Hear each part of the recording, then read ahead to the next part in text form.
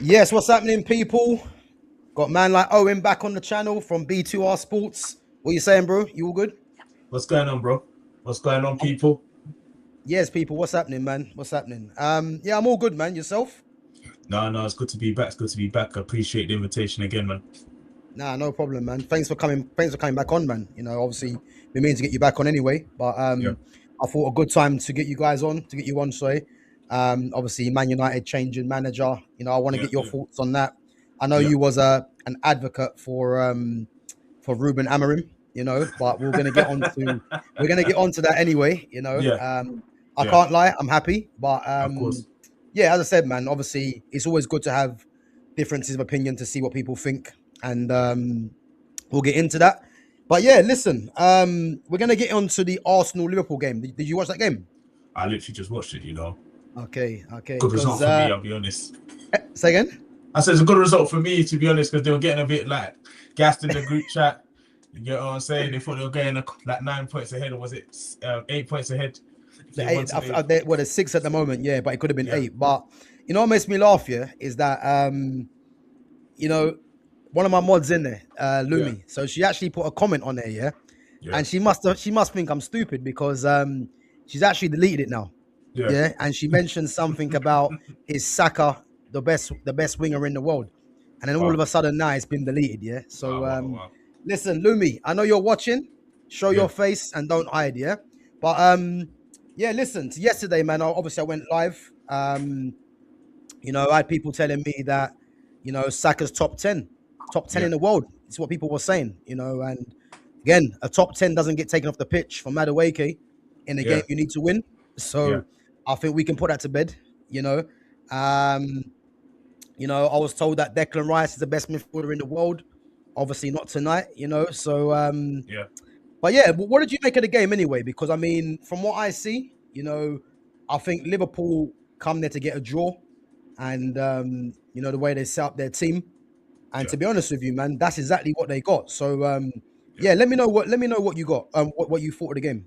I think firstly it's a disappointing result for Arsenal because Yeah. if you look at the Liverpool side, they had everything but a striker. So it's like watching them, Mm. they had like when they're just attacking, but there was literally no one in the box, or the end product from Frimpong wasn't good enough. I feel like Arsenal, if there was a time to beat Liverpool, it was definitely today. Saka and Trossard, I felt like the final ball wasn't the best at times.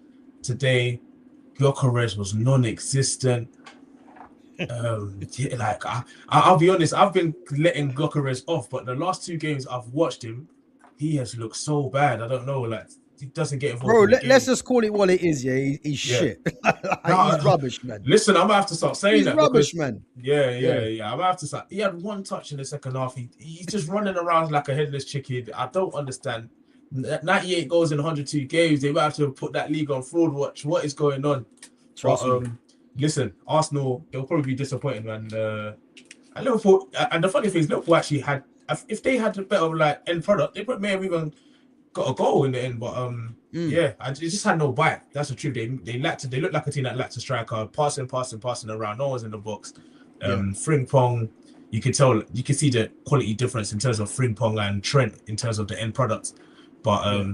yeah, bro, it's probably disappointing for Arsenal fans. You wanna take the advantage when your rivals drop points, and you're just gonna do it. Yeah. Yeah, Nah, bro, 100%, man. I think again, if you're an Arsenal fan, I know there's a lot of Arsenal fans that are gonna come on here today. yeah, And big up to the chat as well. Big up to the mods as well, guys. We will definitely get back onto your comments and to your questions. But big up yourselves each and every time, and make sure you smash the like button and make sure you sub to the channel as well.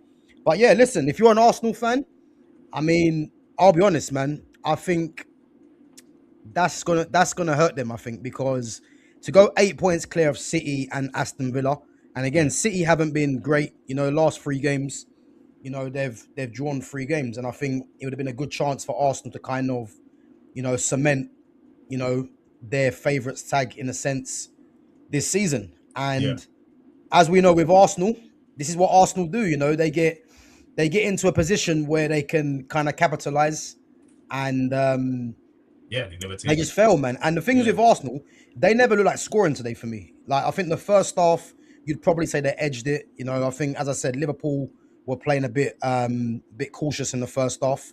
But I mean, I see a stat in the second half, and I think Liverpool had 75% possession. So crazy. Yeah, yeah, man, it's madness. And I think yeah, as you said, Jokeres was poor. Like, but why very are we poor. surprised?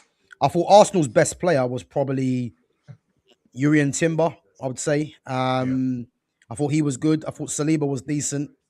I thought their whole front line was poor, not really in the game.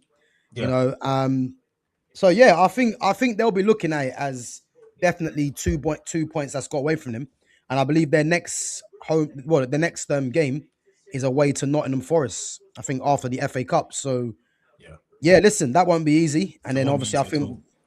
we've got them as well, man. So and I can see us taking points off them as well, man. I'm telling you that now, man. We need to Oh, take you're more points off hopeful them. than me. You're more Yeah. hopeful than me. I'll be honest, but let's see. Mm. Let's see how it goes. Look, Fletcher.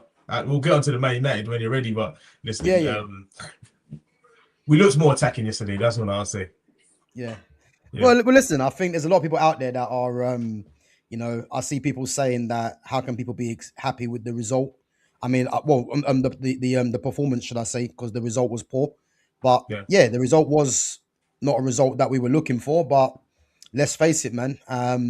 There was positive signs under Darren Fletcher, but we'll get on to that anyway. yeah, But in terms of Liverpool, I yeah. mean, what do you think of their performance tonight? Did you think that they come for a draw like myself, or do you think they could have nicked it? 'Cause I thought there was definitely a penalty shout on Frimpong in I the thought that was in a the second penalty. half. I'll be so First half, honest. sorry. I Yeah, thought that was a penalty. The first, let's say that 5, 10, maybe like first 10, 15 minutes, they were looking a bit like they were going to be a bit shaky, like they were going to be pegged back. But to be fair to them, they put bodies behind the ball.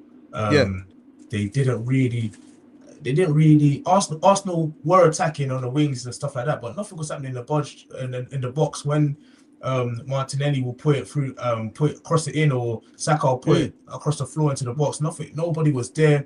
yeah. Um, I got to start questioning Gokare's movement as well, because it just looks like he's never there as well. He's just running Yeah. around.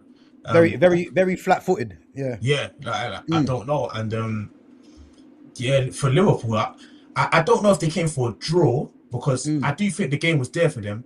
I just feel like they didn't have a striker. So they played like a team without a striker. So it was just a lot yeah. of like pass from your right winger all the way back to the midfield, all the way to the left, and then no one's there, and then you got to rotate it again.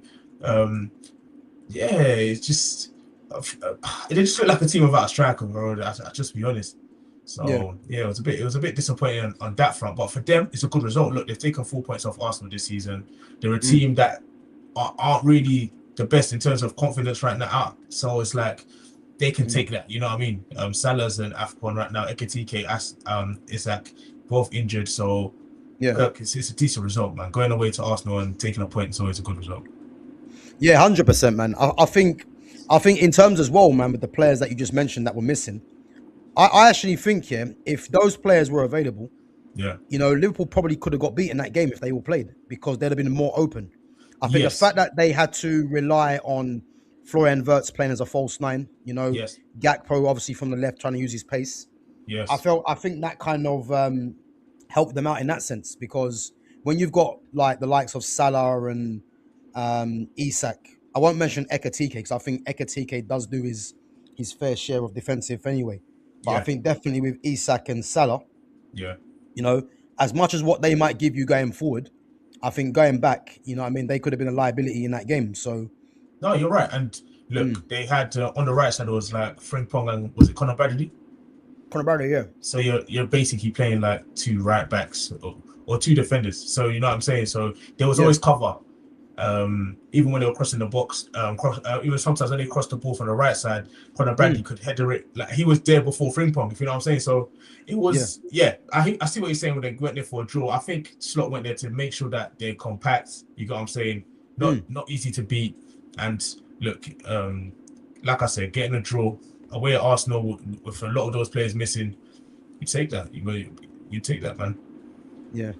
No, 100%, man, 100%. I think Liverpool, for me, man, they can definitely be happy with the second half performance. And they could have nicked it, Yeah, but yeah, listen, Arsenal fans, man, let us know, man, what you think, because yeah, there was a lot of chat yesterday, yeah. And let me tell you now, a certain someone, yeah, he knows who he yeah, is nowhere to be seen. And this is what I'm trying to tell you, yeah.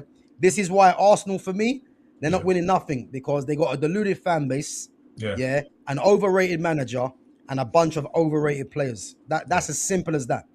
I don't see Arsenal Clock, winning the league.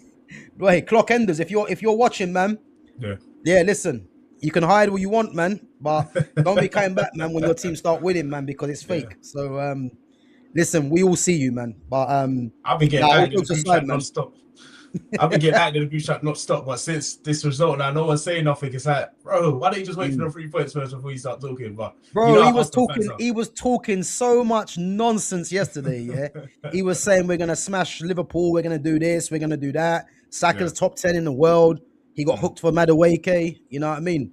yeah. Listen, he was saying all that, and as I said, he can hide, man. He can hide. But let's get on some of the chats anyway. Big up to Fitz. Big up each and every time. So Fitz says, "Where's it gone?" Um, what's going on there? So Fitz says, "I can't lie. Tonight's game had me conflicted.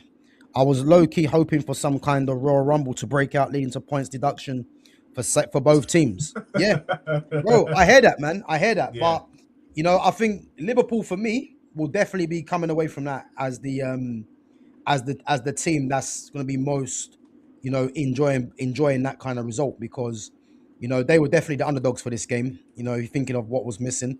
I thought Van Dijk and Kanate were relatively comfortable, but again, when you're defending against Gyökeres, it's not really hard. no, I thought Saka in the first half, to be fair, he yeah, had some points where he looked like he was going to do something, and I yeah, think the ball where he played, I think when he went round Kirkes in the first half, yeah, I yeah, think yeah. again Gyökeres was nowhere to be seen. But then after that, I think Kirkes had him in his pocket, so You did. and that's why he got subbed. And again, Gyökeres coming off the pitch, Yeah, embarrassment. Jesus weren't no better really, but no. at least Jesus offers more of a presence, I would say, in He's a terms of footballer. trying to link the play. Yeah, And and again, he's quite mobile as well, yeah. Gabriel Jesus. But I thought Trossard, wasn't really in the game. Martinelli, is just 100-mile-an-hour player. And to be fair, Yes.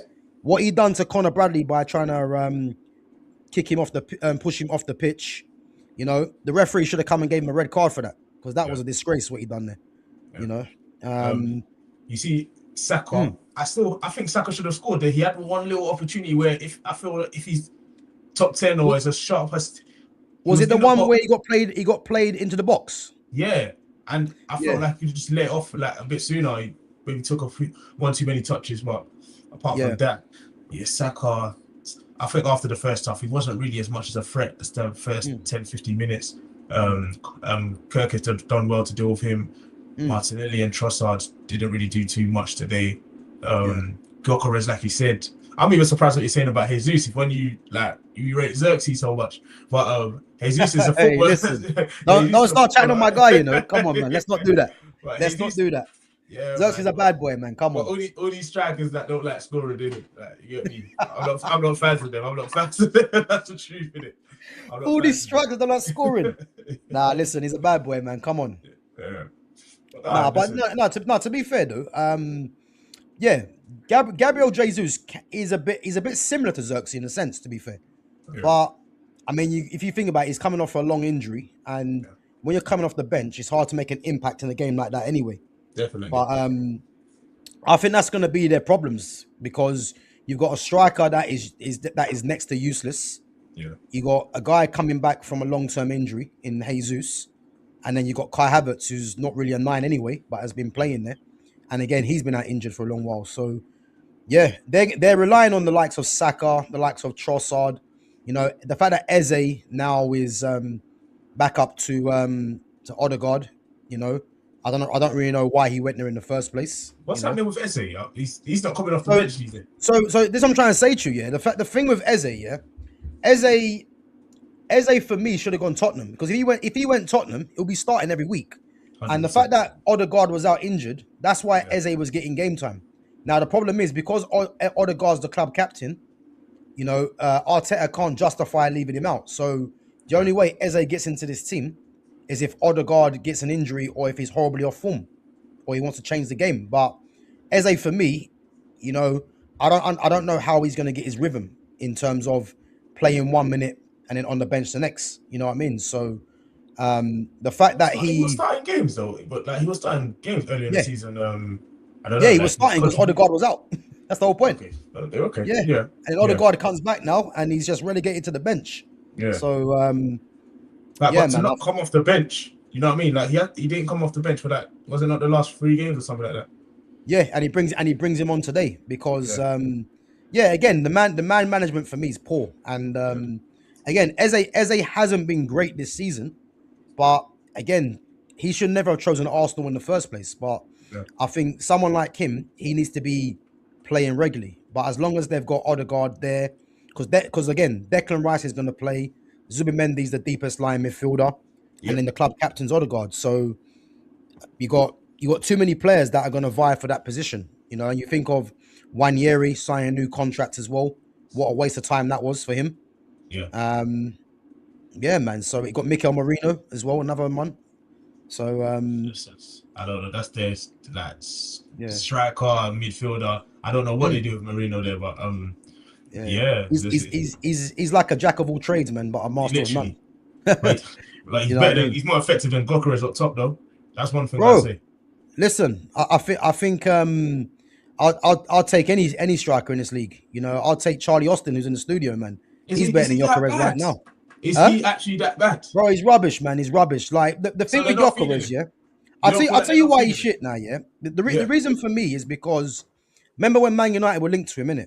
And a lot of fans were saying they want Gyökeres because Gyökeres scored this amount of goals in Portugal. But again, what these people won't tell you, is that again, when Ruben Amorim was playing in that Portuguese league, you know, they outperformed their XG by something like 25 or something goals. In that system that Amorim was playing. So what it tells you is that the team overperformed, and you had a freak striker in that league at the in Gyökeres. Now, if a team's outperforming their XG by that amount, it usually tells you that, you know, the league's either shit or the system is not sustainable, because you shouldn't be outperforming your XG by that amount because it's a freak season. So then when you got a manager like Amorim and a striker like Gyökeres come into the Premier League, is there any surprise why his system's not working, Amorim, and Gyökeres is struggling? Because all it tells you is that the Portuguese league is weak. You see what I mean? So, but a lot of Man United fans were saying they wanted Gyökeres because he scores this amount of goals. And you can see he's playing for a team in Arsenal that probably create more chances than United. And he's struggling, you know, and it wouldn't be so bad if he had like, you know, if he had good link play, you know, he was getting more involved in the game. And I think this is why Arteta, for me, as soon as Kai Havertz is back, Gyökeres will spend half his time on the bench, because Kai Havertz is actually a number 10. And at least with Kai Havertz, he can drop into midfield, link the play, and he can get involved. He can get involved a lot more than what Gyökeres is doing, and that's what Arteta likes. He likes players that can pack the midfield. So, man, I think the fact that they spent that money on Gyökeres, boy, I don't know what they're gonna do with him, because I'll speak honestly right now. I can't see him. I can't see him ever getting better. You know what I mean? Yeah. I wanted Gyökeres. I'll be honest. I wanted Gyökeres. Obviously, bro, when I see 98 goals in 102 games, you get what I'm saying? That looks like a striker that scores a lot of goals, and it's called hungry. But also, when I watch Arsenal, I don't feel like they play for him to his strengths. If you know what I'm saying.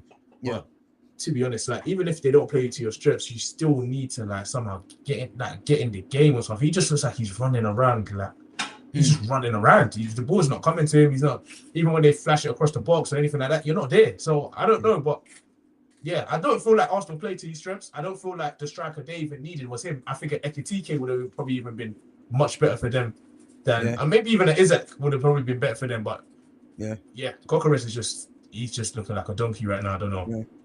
I think what it was with Gyökeres, yeah. Yeah, I don't particularly think Arteta actually won the striker. I think Arteta was pressured into getting a striker because the fan base for years have been saying Arsenal need to go and get a number 9. yeah, But yeah, Gyökeres don't fit Arsenal's style because he needs balls into the box where he can attack. yeah, But the way Arsenal yeah, play a very very patient game, which is why I'm saying with Kai Havertz, because Kai Havertz can get more involved in the game, yeah, he's more suited to what Arsenal want to do. So yeah, the thing with Gyökeres, they're literally relying on Gyökeres to be a flat track bully against yeah, the lesser teams, or it's one of them things where if the game's in the balance, he might do something out of the ordinary with his strength. But yeah. again, his strength ain't really an X factor in this league because this league has a lot of physicality. Hundred You know what I percent. mean? So Yeah, it's one of them things that Gyökeres would thrive in the Portuguese league because it's not a physical league. But coming to England, he's going to get found out, which is what yeah, he's doing now. I yeah, think what's he got? What, 4 or 5 league goals? yeah. I think he's been on fire for a long time right now. Yeah. And and I had someone telling me in my chat, yeah, that Yeah, Gyökeres is going to hit 25 goals this season. mate. Listen, when you see a striker score 98 or 102, I Yeah. expect to see at least more than 15. I said that he's going to score more than 15. But Bro, watch we're him. on 21 games, yeah, already. Yeah, Yeah. There is what? 17 games left. Bro, he's not going to hit 20 goals. He won't. I don't think he hits 10. bro, it's not looking likely. Like it's not looking likely at all. That's what I'd say. It's definitely not looking likely. I don't know what's going on. He's not getting touches of the ball. He's just running around, bro. Like, Bro, he's just running around doing cardio, man. That's all he's doing. literally. As I said, man, he's like a builder up top, man, up front. Yeah. That's all he is, man. He's a builder, man. A lot of Jack players. Swagger. You know what I mean? Yeah, a lot of Arsenal fans have been saying to me shit. Some people have been saying we don't play to his strengths, but yeah, like I might just have to. I might have to just say he's not good, bro. Because I watched him today. I watched him the last game as well. Even when they're winning, he's not doing anything. Yeah. He's just occupying the defenders. Like, is that all you do? You know what I'm saying? Yeah. An extra body, man. That's all he is. Yeah. Yeah. So I don't know, bro. Let me see this chat. So Fitz says Gyökeres made VVD actually like a centre back. Says more about Gyökeres as a striker more than anything. Though, yeah, listen. I know Fitz don't like Van Dijk, man. So he had to get that one in. But yeah, listen. I'm a fan of Van Dijk, man. I'm not gonna say I'm not, but I think he's not the same Van Dijk that was in his prime for me. But yeah, listen, Gyökeres can make any centre back look good because he's just that shit, man. It's just that simple, So yeah, it is what it is, man. But what do you think of Saka anyway? Because I think Saka for me is a player, that does divide opinion. And for me, I think Saka is a good player, but the hype that Saka gets, for me is a lot of it's based on the racial abuse that he got after the Euros. Yeah. I think ever since he got that racial abuse, I think people are just doing too much for Saka. And it's like, listen, he's a good player, man, but all this top 10, top 10. Huh? Yeah. No, bro. Listen, I rate Saka. You rate him, yeah? Yeah, I rate him. Look. What do you like about him then? I rate consistency. You know what I'm saying? So like whatever level that people like, I think he's a very good winger, and he's consistently being a very good winger. In terms of like all this top, one of the best in the world and things like that, I don't see Saka as one of them. I'll be honest, but I think he's just a very good winger. I like Matt. You remember we had this argument the last time I was on, but you said Ahmad is better than Saka. So let me explain what I mean by Ahmad being better. Yeah. So when I said Ahmad's better than Saka, I've always maintained he's a better footballer than Saka. Saka right now has played regular first team football for over 5 years now. You would probably say. Yes. Ahmad's played first team football for a struggling Man United team for about 2 seasons. So so again, Saka in terms of the kind of I wouldn't even say level, but where Saka is in his career, he's had more exposure to first team football than Ahmad has at a better level. Yeah. Yes. But in Yes. terms of just aesthetics, a Yeah. pure footballer, Yeah. Saka's not better than Ahmad. He's not. He's not. I'm talking about Yeah. as a footballer, like not as like you could probably say Saka's more consistent than Ahmad. Yeah. Yeah. But But again, that what can about in be terms that. of end products? Like, what about in terms of end products as well? And quality of But, deliveries in the ball, goals, assists. What do you think? but again, if you look at Saka's goal record, his goal record ain't even that good. No, it's not. It's not. It's Yeah. not. And again, you look at if we're looking at Ahmad, yeah, and this is why again we'll get onto it in a minute, yeah. This is why the fact that this Amarim's been sacked, I Yeah. expect Ahmad to come into his own now because Ahmad is not no wing back. And again, we can't really compare his numbers to a Saka who's been playing over 5 years in Arsenal's first team as a right winger, Yeah. and Ahmad's been playing, not been playing, then Yeah. playing right wing, then Yeah. playing wing back. So there's no like continuity in what Ahmad's been doing. So for me, as I said, I'll always maintain. I know Ahmad's a better footballer than him. There's no doubt about that. But you could probably say Saka's more consistent. But there's probably reasons for that, And again, tonight's game, we started off decent, Yeah. but then just faded away. And again, I think a lot of people have got like a misconception about Saka Yeah. because Saka's only got 4 league goals and 4 assists this season. But Yeah. you wouldn't have thought that, Yeah. I told someone in the chat yesterday that Saka's not better than Jared Bowen, and and again, people will laugh at that, yeah, Bro. but they're only laughing because Jared Bowen's playing for West Ham, but Saka couldn't do what Bowen's doing at West Ham. I'm gonna clip this up on TikTok. This Bro, is clip it, getting man. mad. I'm telling you. No, I'm not even joking. I'm not even joking. Jared Bowen's better than Saka. Like, what's the difference between Jared Bowen and Saka? One's white, one's black. That's it. And Jared Bro. Bowen's got more goals than him. So Yeah. if you want to talk about goals, he's got more goals than him. If you talk about consistency, playing for a lesser team, he's Yeah. more consistent. Put Saka in West Ham and see what Saka does. Saka was Telling talking you, bro. Saka. And I'm a Huh? Man United fan. I don't even like these Arsenal players, but I rate consistency, I'll be honest. I Yeah, think I hear Saka's it. I hear it. I think Saka, like what Saka gives you, your consistency give you in it. Like I know you're saying that he doesn't give great output, like a lot of goals and assists, but he's consistent in terms of all the competitions I see him playing, he plays at a decent level. Yeah. No, fair enough, man. Fair enough. I mean, he's very much a systematic player for me. He's a system player, and I think the way that Arsenal play, it suits him down to the ground. I think if he goes and plays for any other team, and even internationally, he's not going to look half the player. Yuri and Timber, he relies a lot on Yuri and Timber as well for me. And but as I said, man, I Well, think he played all right when it was Ben White, like last season, or just, exactly. He played all right. Yeah. I agree. All right, all right's not world class. You see what I mean? Yeah. But, so who's a world class winger team? What right in now? in his position? So yeah, like who would you give me as the So top 3 or top 4? Lamine Yamal, Ryan Cherky, Michael Elise, those 3 for a start. And I'm talking about left-footed inverted players. So the best 3 for me, and even though Cherky's a 10 really, but Cherky, Yamal, and Elise, all three of them are better than Saka. As I said, Ahmad's a better footballer than Saka. If you're going to compare Brian Mbeumo, for instance, who's a wide forward inverted, I would say Saka is probably a better footballer than Mbeumo. Yeah. But Mbeumo will get more numbers. Yeah. You see what I mean? Yeah. So but that's the kind of level that I rate in terms of left-footed players playing out wide. Yeah. I'd argue with anyone that he's not better than any of them 3.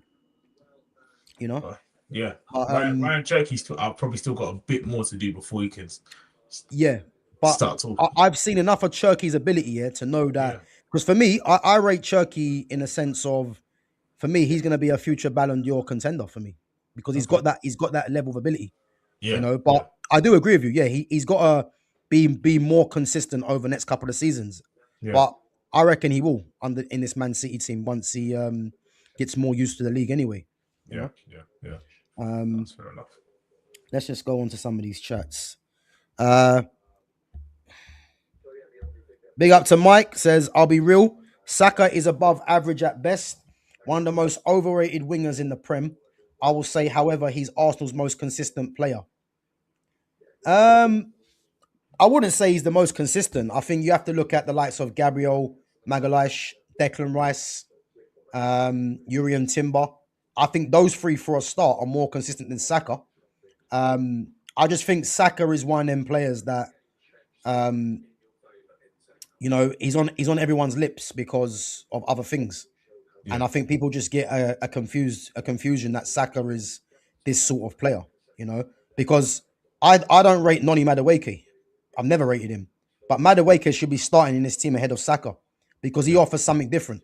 yeah, He's more direct. He looks more of a threat. Like look when he come on straight away, the ball he put in across the box yeah, for where a striker should have been.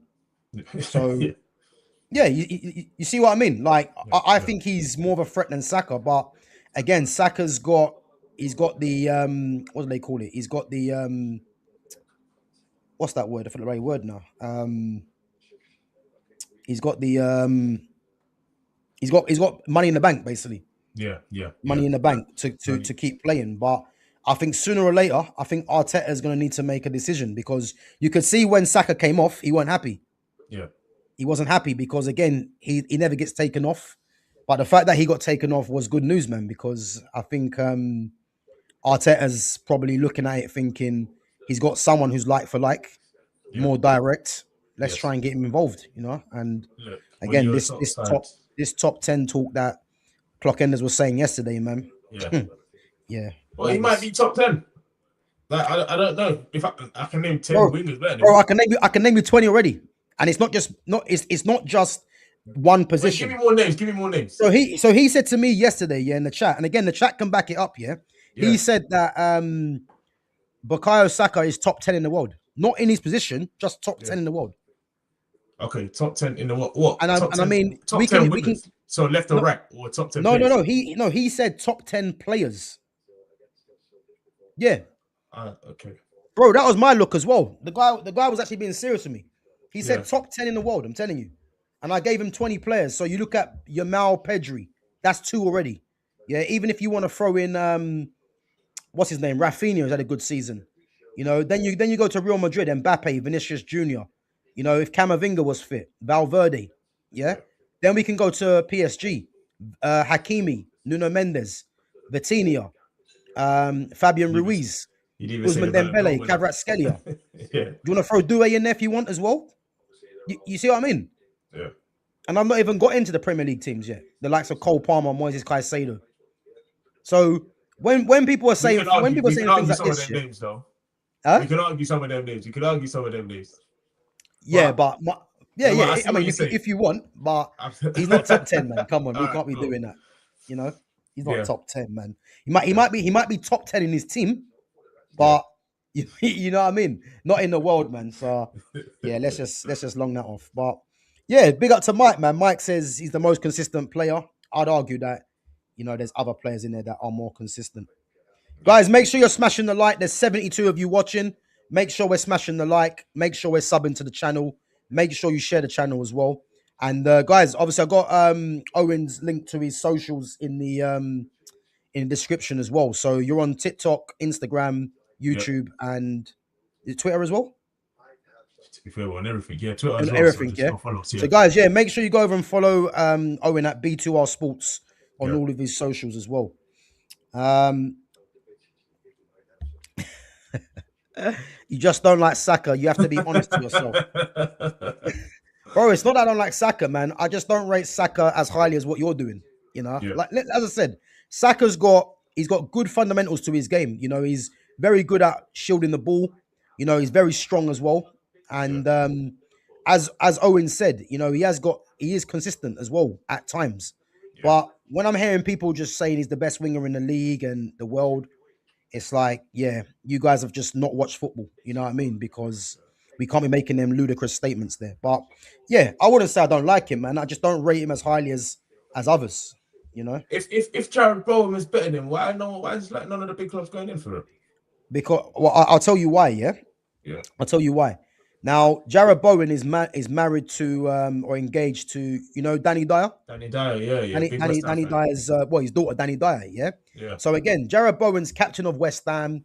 He's like taking over from like Mark Noble as Mr. West Ham, or yeah, you can say Noble, Declan Rice, now Jared Bowen. So yeah, again, you have to look at it on Jared Bowen's side. Yeah, Jared Bowen's probably what, mid-20s or coming on to late 20s. yeah, He's captain of West Ham. yeah, Along with Paqueta, they're the two best players. And it's one of them things where, because remember, Liverpool were in for him as well. yeah, And I'm not sure what happened in the end. But the thing with Jared Bowen, sometimes, when you've got a good thing going on, yeah, sometimes it's not always good to just leave the club, yeah, because he might go elsewhere and not have the kind of protection that he's had at West Ham yeah, at other clubs.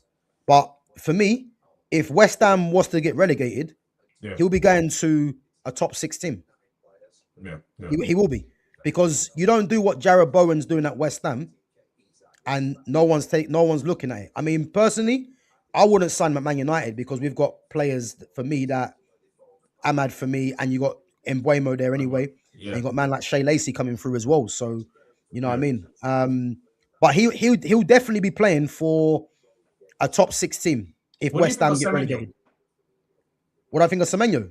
Yeah, I think Semenyo for me isn't my type of player, yeah. yeah, But it's a smart signing by Man City, because they're adding physicality and goals into their team. So if yeah, you're thinking you've got Doku and Semenyo on the left hand side, if one of them's having a bad game, then you can bring one on for the other. yeah, Or if you want to play Cherky in the 10 and play two physicality players on the wings with pace, you can do that. yeah. So he's not a signing that I wanted Man United to make personally, because especially with this dumb Ruben Amorim system, yeah, playing him at wing back. But it's a smart signing by City, and I believe City with that signing, I think they go on I'm still saying City going to win the league, but I think a signing like that, he's got goals in him, Yeah. and Would you again, have if you wanted want them at to, United? not in the system, because I'm looking at the players we have now, yeah. Yeah, And again, the 4-2-3-1 or the 4-3-3.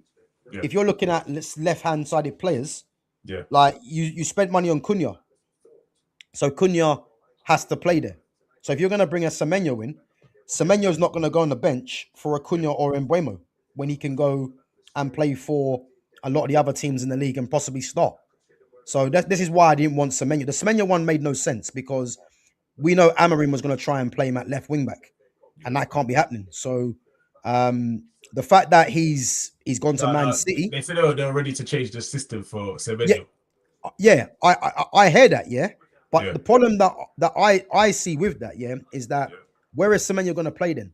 Because if you're looking at the moment, you got Bruno, you got Semenyo, Cunha, Ahmad, Embuemo, and they all playing a 4-2-3-1, and even Mason Mount, number 7 on his back, 250 grand a week.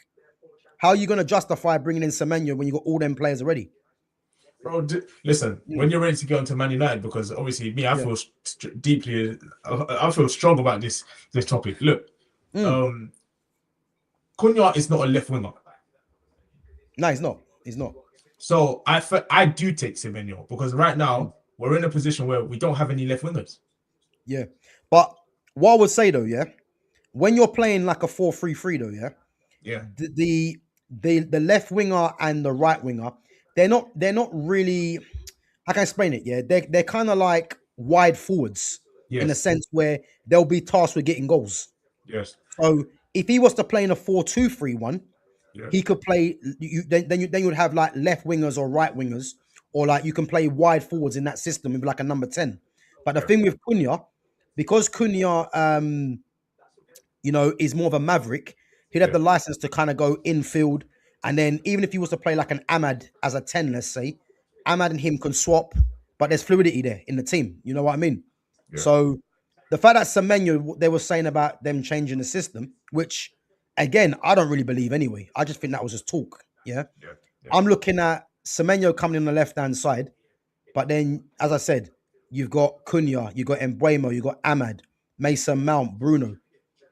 What's going to happen to all them players when you got one game a week? yeah. You see what I mean? Yeah. But yeah, as I said, he wasn't someone that I particularly wanted, if I'm honest. But I think it's a smart signing by by Man City, man, and I think that will be the signing for them that will, because I think they're going to try and outshoot teams because their defense is kind of poor now. You think Gavardio's out for a little while. I think Diaz is out for about 4 weeks. Kusanov is raw. I think Ake is declining. They got young Max Elaine that come in the other day. So I think the fact that they're going to sign Semenyo, they're going to be looking to just outscore teams, and that could be the defining thing in the season for them. Yeah. So That was a good signing for Man City. More goals, like you said, physicality as well. It's there you another go. option. So Yeah. very good signing. Imagine if you start Doku or Yeah. start Semenyo and then you bring one of them off Yeah. and then you got fresh legs in the last like 10, 15 minutes. yeah. See what I mean? No Yeah, one's it's going to long want for a the big African run at them. You know what I mean? Nah, So it's long for the yeah, right back. It's a very long day. So yeah, it's true. that's what I'm saying, man. So that's what I think he's thinking anyway. You know what I mean? Yeah. Remove GA from the picture. Ahmad wipes Saka every day of the week. Exactly. Big up to Mike. That's exactly my point. Exactly my point. Yeah. I think the only reason why people talk about Saka ahead of Ahmad is because of GA. But as I said, Yeah. Saka's got 4 goals and 4 assists this season. Yeah. And I'm not sure how much Ahmad's got, but Ahmad's been playing wing back. Yeah. Ahmad's got a Premier League hat trick to his name. Saka Yeah. hasn't. You see what I mean? So and Saka is playing in England's first 11. Well, I'll tell you this now for free, yeah. If Saka and even Jude Bellingham, yeah, if Thomas Tuchel buckles under the pressure and starts both of them, England ain't do nothing serious. I'll tell you that right now. But Bellingham for me, you leave him at home, simple as, and I'll start Cole Palmer every day of the week again over Saka on that right hand side. But I think Saka will start because again, it's the media hype. He's obviously playing for Arsenal that are, top of the league at the moment. So he will get the nod. But don't be surprised, man, very quickly if Thomas Tuchel starts changing it, So Is Palmer a right winger? So Palmer's a natural number 10, yeah? But the thing with Palmer, especially in this league, you can't play him in field because too many bodies in there. And again, he's not someone that has physicality. He's someone that needs to be picking up the balls, picking up the ball in the half spaces where he's got time to turn and then create. So in this league, playing him centrally is going to nullify his game. So he's better playing from the right, where, as I said, he can pick up in the half spaces and do the same damage that he can do from the central of the pitch. But again, it's only because he's playing centrally in this league. If he was playing in Spain, let's say, or even Germany, he can pick up the ball centrally from that position and dictate. But it's a different game playing as a number 10 in this league. You got to have physicality, and that's why Morgan Rogers, excels in the central part of the pitch for Aston Villa because he's got physicality and he can carry the ball. So again, man, that's what I'm saying, man. But I rate Cole Palmer highly, man, and I think Chelsea as well need to be playing him from the right hand side, and England for me, because for me, international football is about mavericks. It's about the best individuals, and he's definitely one of them. So that's why I'm saying he's an individual. Saka's a system player, so that's why I'll start Cole Palmer, and then you got the likes of Eze. He's an individual. Jack Grealish is in the individual. Morgan Rogers is probably a hybrid. So yeah, that's why I'd play Cole Palmer from the right hand side personally. But again, Saka's going to start. We know he is. But for me, Saka and Jude Bellingham, especially Bellingham, leave him at home, man. Leave him at home, man. And I know you rate Bellingham as well, yeah. Bro, he's rubbish, man. Listen, bro, I know what kind of fan you are because I have so many of them on B2R chat, bro. I'm a football fan, man. Fan. So that's it. So what, like Bellingham's just not a footballer. He's just a power. Like he just runs around. Bro, you see with Bellingham now, yeah. Again, I like these chats because I'm not here for anyone to agree with me, man. It's about having conversation because I think what it is, a lot of people, hear the same thing, innit? And it's like, for me, because I've been around football my whole life and I've seen so much, Yeah. nothing's gonna tell me that Jude Bellingham a top player. Jude Bellingham, the reason he's got to football where he is today, people might say his mentality, but it's the physicality. He's what, 6 foot central midfield player, can run all day. The fact that he's found himself at Real Madrid is a crime to football. It's an absolute crime to football that he's playing in the number 10 position for Real Madrid. It's an even bigger crime to football that he has number 10 on his back for England. How many did I don't think people deep how bad that is. How many did he score last year for Real Madrid? Bro, and again... and why is that? Because he's not a footballer. Again, that wasn't last season. That was the season before Mbappe came. And again, these are the things that people don't talk about, yeah? There's a reason why Jude Bellingham scored the amount of goals he did for Real Madrid. Real Madrid played with no striker, so Bellingham was the most advanced midfielder come false nine. If you remember, they had Modric, Valverde, Camavinga, Tchouaméni that were playing in the midfield, and he was the most advanced number 9 come attacking midfielder. So again, you had Vinicius Jr. and you had Rodrigo either side. So Bellingham was tasked with just getting into the box, getting the flick-ons, getting the headers kind of thing, yeah? But is there any surprise why his numbers dropped when Mbappe came in? Has he not been injured? Nope. His numbers dropped. He's been injured this season, though. I don't think he has. Maybe for probably about 1 or 2 games. That's why he didn't get picked for England. No, he didn't. He did. So he got injured, then came back. But Thomas Tuchel just dropped him anyway. And then he brought him back. And if you remember, Morgan Rogers started the first game, and then Bellingham started the second game, and then Rogers come on for Bellingham. But again, because Bellingham's got the hype around him, Bellingham's looking at it thinking, like, why is he coming off? Because Bellingham thinks it's Harry Kane. That's the problem. You're not Harry Kane. Like, you're just Jude Bellingham. That's just got mad PR. And as I said, like, if you look at where the PR's England are going to play play, performances though. I haven't watched. I haven't watched Bellingham like that. I only probably watched him in the Champions League, or obviously when I see some of his highlights online. But I am kind of intrigued why his numbers have dropped. But I still think he's a top quality player, especially when I look at some of the goals he scored. But again, his numbers dropped here because you've got a number 9. Well, Mbappe's not a number 9; he's a left winger, But his numbers dropped because you've now got a striker in the game. Because the positions that Bellingham was occupying, they're now being occupied by Mbappe. So naturally, his numbers will drop. This is the thing. So now you're going to see, as a midfield player, what has he got to offer? And that's the problem. So I think a lot of people were getting excited because he got this amount of goals, but there's a reason. Because Ancelotti played him in a position where he can just be like, the cheating midfielder in a sense to get goals. But then you bring a striker in, his numbers dry up. But there isn't a surprise because the numbers now have been given to Mbappe. You see what I mean? I'm gonna go back on, like, do some research and everything. We'll go over this. Bro, you'll see it's dropped off. I'm telling you. We'll go over this topic. I don't lie on there, man. I don't lie. It's uncomfortable conversations, but I don't lie, man. His numbers are dropped off because of strikers in the team. Bro, I need you to get on to Man United.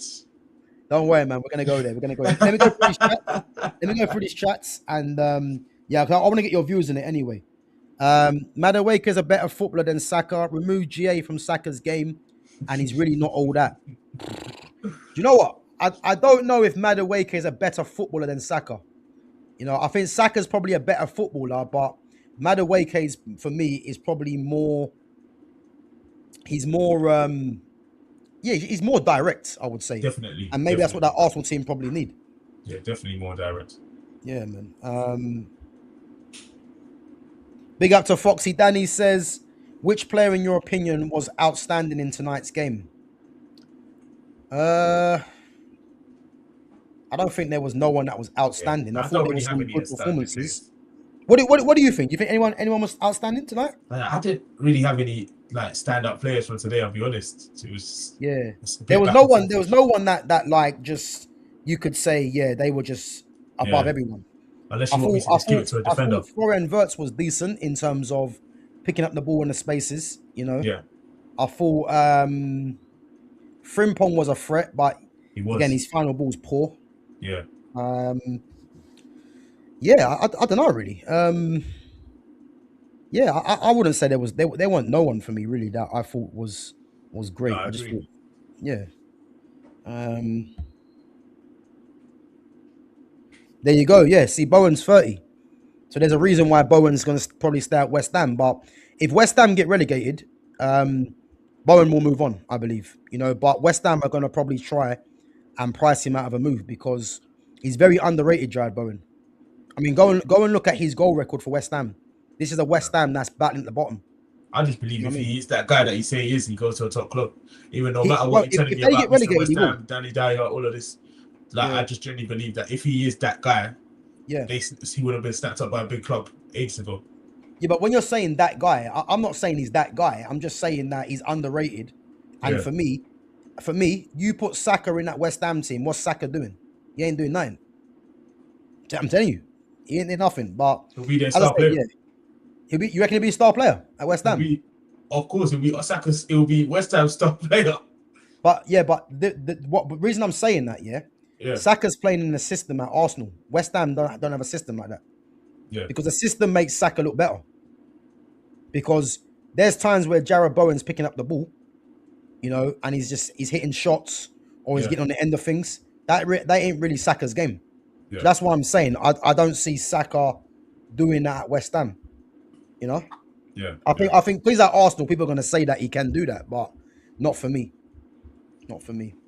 Nah, You know? listen, I know you're a Saka lover, man. So that's it. I No, bro, hear it. listen, Man. I respect consistency. That's just the truth, innit? So, like, Yeah, look, no, I hear it. if you don't do it at a consistent level, I can't. And I've seen him do it international, um, at Arsenal, Champions League as well. So it's like, Yeah. you know what I'm saying? I need to see these players do that before I can start putting them at the same pedestal. No, fair enough, man. Fair enough. Yeah, We'll agree to disagree, of but course. I think 4 goals and 4 assists for someone that's rated as top 10 in the world, Yeah, yeah, is poor. he's a winger. Huh? I say he's a winger, bro. Like, you got to say, Yeah, yeah, but it's still poor though, isn't it? 4 goals and 4 assists, and he plays the majority of the games as well. Gav, do you think if Semenyo agreed to come and Amarim apparently told him he'll be playing in a 4-3-3, do you believe him? Because I think he would have played him left wing back still. Yeah, listen, that Amarim's a joker, man. Like, I don't give a damn about Ruben Amarim. The fact that he's been sacked is just music to my ears. And you and this is something that I mentioned as well at the time, yeah, when Semenyo got linked with Man United. And I said Semenyo's not going Man United, and I'll tell you why, yeah. The very fact that Amarim played the 3-4-2-1, yeah. And again, I'm gonna say this again, yeah. The system that Amarim played was 3-4-2-1. A lot of people think it's a 3-4-3. It cannot be a 3-4-3 because there's wing backs in the formation. And if you've got wing backs, the two players that form part of the attack cannot be wingers or wide forwards. They have to be number 10s naturally because the yeah, width comes from the wing backs. yeah, And the wing back's job is to act as a winger and a fullback. Why it's called wing back. You see what I mean? But people think it's a 3-4-3. It's never been a 3-4-3. It's a 3-4-2-1. yeah, Now, if Semenyo was to come to Man United, which I don't think is ever going to happen. I mean, the fact that there was talk about them changing the system, that would have only come from upstairs, which is why Amarim's now gone. So Wilcox, Barada, whoever, they would have been trying to they'd have been encouraging Amarim to change the system, which Amarim didn't want to do, which is why why he's gone. But if you remember when Man United yeah, played Bournemouth recently, yeah. Now Diogo Dallo made a challenge on Semenyo, a dirty challenge. I'm not sure if you remember yeah, when Semenyo was going for the header, and I think Dallo just tried to, nudge him in midair. Now the fact that you've got Amarim, who's Portuguese manager, his nephew Dallo in the team, and that's just happened to Semenyo. Not to mention that Semenyo might have been coming to play wingback. yeah. Why was Semenyo ever going to come to Man United in that sense? That it was never on the cards for me. I don't believe that. I don't believe that this guy scores the amount of goals he's been scoring Mm, last season and this season, and you yeah, come and play him wing back. If Amarim done that, then you need to lock him up and go and put him in jail. I don't think you're gonna put him left wing back. I, That's just I the truth. agree. I just So don't. so so what? So what you think? Yeah, You think he was going to play him as a left 10? Left 10 or 4-3-3, because that change you change the formation or left 10. You get me? Yeah. He's another bit of competition for Cunha. Yeah, another option. Yeah. But again, it's concerning, yeah. If he was to play him in the left 10, he's not a 10. He's a wide man. So again, the very fact that they were going to change the system meant that Amorim was doomed anyway. Because remember, this is the same Amorim that said not even the Pope will make him change his formation. So Yeah. as soon as he started changing his formation, you knew he was getting sacked, really. That's the way that I saw it, because you change the formation, you're now being micromanaged. You bring in Semenyo to play left 10, he's not a left 10. And then what happens to Cunha? What happens to Mbuemo? Because what happens to Sesko as well? Because if he thought to play a front three, the two tens and a striker of Cunha, Mbuemo, and Semenyo, I'd have been laughing my head off, because you've got three players there, and neither one of them are playing in the right position. Cunha's not a 9, he's a 10. Semenyo's not a 10, he's a winger. Mbuemo's not a 10, he's a winger. Or a wide forward, should I say. Yeah. So, yeah, it'd have been concerning if he actually done that, man. But shout out to the Gooners for their 0-0 win, 6 points clear.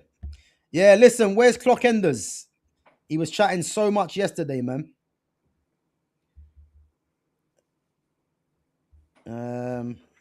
Palmer can play on the central or on the right like Ronaldinho.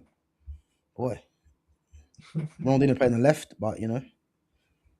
Big up to Foxy Danny for the super sticker. Big up to Babs One Diva as well.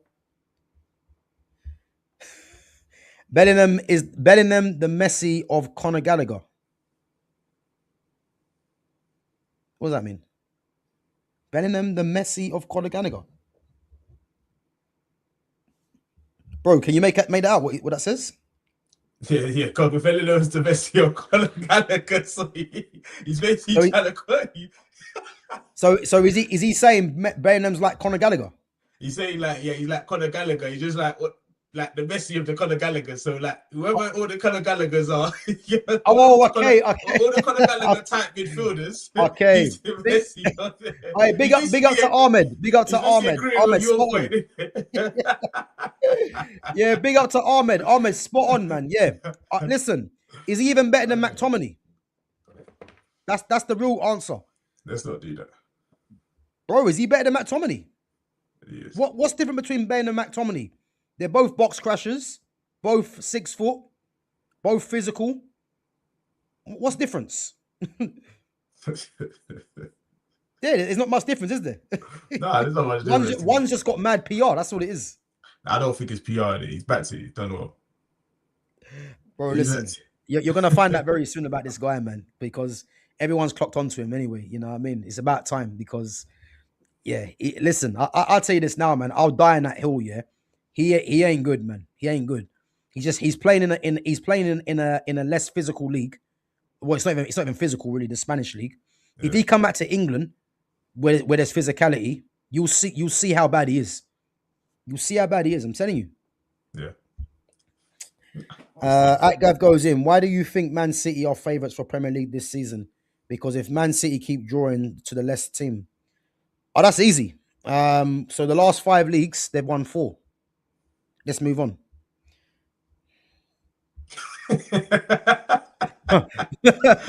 Bro, last 5 leagues, they won 4. Enough said. You know what I mean? He got trampoline touch and it turns into jewels, but he's got good cardio like Mount. You know what, Ahmed, man, we're speaking the same language. You're switched on, man, because Ahmed is Gav's burner account still. Hey, look, my hands are free, man. Look. Now listen, you know, as I said, Jude Bellingham's another one that divides opinion, you know, but I'll say this now, man. Thomas Tuchel has got a massive decision to make, because for me, he cannot be like, I think Bellingham goes because it's going to be PR and it's going to be, you know, media pressure as part of the squad. Yeah. But he can't be starting. Can't be starting. You know, not for me.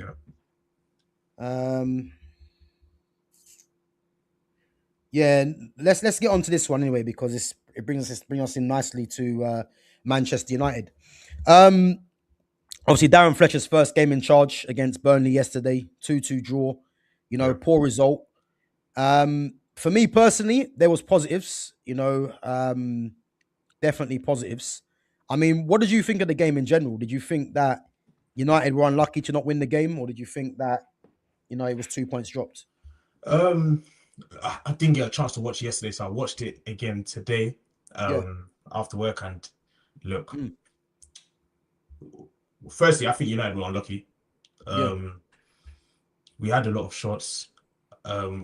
Except for their second goal, they only had like one shot on target. They weren't actually creating a lot of chances. Heaven was unlucky with that own goal. Um, I think Sesko to get 2 goals as well. Very good for him. I do think yeah, United were unlucky. I think United were unlucky. We created a lot of chances. We should have taken more of our chances as well.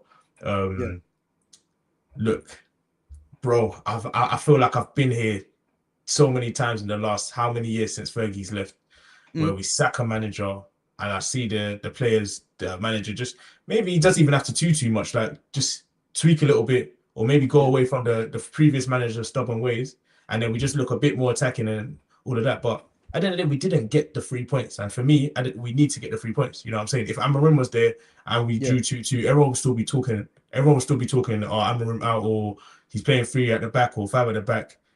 What formation did Fletcher play yesterday? So Fletcher played 4-2-3-1. But the biggest problem that Fletcher done yesterday in that game, yeah, and And his this is this, substitutions killed the game. no, do you know what? I thought his subs were good personally. I thought they were good, yeah. But the biggest problem for me that Fletcher had in that game, because I think everything else he done good. The Yeah, biggest problem he done was there's no surprise, yeah, why Cunha had a poor game. Because when you're going to play a 4-2-3-1, yeah. Cunha's not a right winger. He's not. So what he done is play Cunha right wing, play Yeah, Dorgu left wing, and Bruno in the 10, yeah? yeah, And Darren Fletcher was trying to go back to the old, wingers getting around the outside and putting crosses in, more or yeah, less to help Sesko, yeah? But the yeah, problem is, if you're going to try and play that way, you're yeah, going to lose something else. And yes, Cunha's a maverick. What should have happened is that Cunha should have been playing yeah, either on the left or in the 10, yeah, and Dorgu on the right hand side. Because because Cunha's right footed, yeah, and he's a maverick, if yeah, you're gonna play him on the right hand side, he's going away from goal. Whereas if you play him on the left hand side, he's coming infield. He can get shots off, he can link with the striker. yeah, So that was the biggest mistake he done in the first half.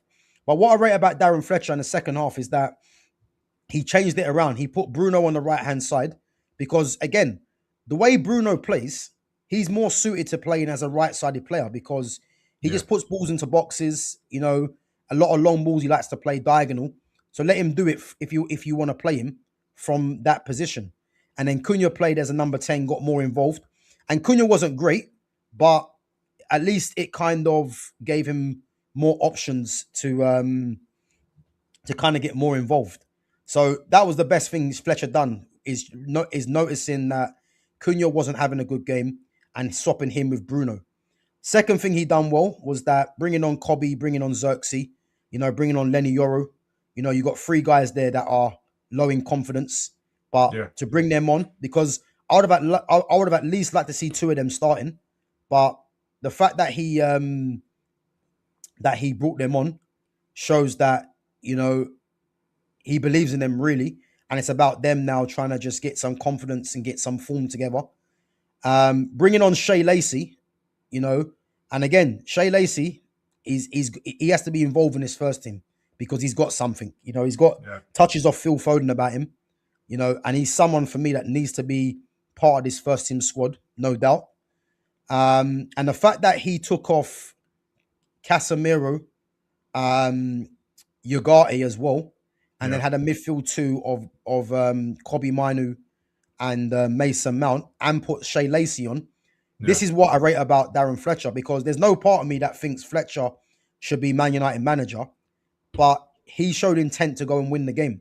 And even though we didn't win the game, Ruben Amorim was never doing that. It was always a defender off or a negative substitution. And the fact that he brought on Shea Lacey, who no one would have thought would have come onto the pitch and take off those 2 midfielders, was good. But the biggest thing for me, what he done, and I know Yeah. he's just come back off injury, is take off Bruno Fernandes. Because the amount of times this guy plays 90 minutes every game, there's no accountability for when he plays poor. So the fact that Fletcher thought, okay, right, Bruno, you're coming off. And again, people might say he just come back off injury, but I've seen times where Bruno's been hobbling around in games and he should have come off, but yet he's been playing under every manager that has had him. So the fact that Fletcher took him off and went more attacking, there was positive signs there for me. Again, Yeah. the negative was the result. But there was something there to build on. And Yeah. everyone knows we need to get midfielders. Everyone knows that, yeah. But again, you just play a 4-3-3 or 4-2-3-1. Yeah. Man United can get by. Again, January, yeah, I want to see a Baleba come in, no doubt. But the 3-4-2-1 system that Amorim was playing, it Yeah. made it seem as if Man United didn't have enough players. And you can clearly see with a change of system, there's more or less 2 players for each position. You think of right back when everyone's back from AFCON as well. You've got Yeah. Mazraoui and Dallo, 2 right backs. You've got Dorgu, who's actually a left back. But Dorgu has now shown he can play as a right winger, as a left winger. But you got him and Luke Shaw at left back. You got Aiden Heaven for me, who needs to be getting more game time. I don't want to see Aiden Heaven play on the right side of the defense because he's left-footed. You got him, you got Yoro, you got De Ligt, you got Lissandro, and you got Maguire. And then midfield, yeah, we know we're weak in midfield, but there's still Kobe, there's Casemiro, Ugarte, who was a lot better yesterday, even though I don't rate him. Yeah. Obviously, Mount can play in there as well. And obviously, you got some of the younger players that I want to see come through. Yeah. And then, again, the 10s, you got Cunha can play there. Xerxes can play there. Ahmad can play there. Out wide, you got Ahmad, you got Embuemo. Cunha can play on the left. Dorgu's shown he can play there. Lacey can play out on the right. Mount can play out on the left. And Bruno can play out on the right as well. And then you got Xerxes and Sesko as the strikers. And then Cunha can play there as well. So all of a sudden, there's just seems like there's more players now. And that's because of the system change. So, I'll just be honest. The team that you just mentioned to me, I still don't rate a lot of those. You don't rate it? I don't rate a lot of those players. Look, I hear what you're saying in terms of where you can put these guys, and in terms of now it looks like we got options in different positions. But I don't rate a lot of these players that low. I don't rate that low.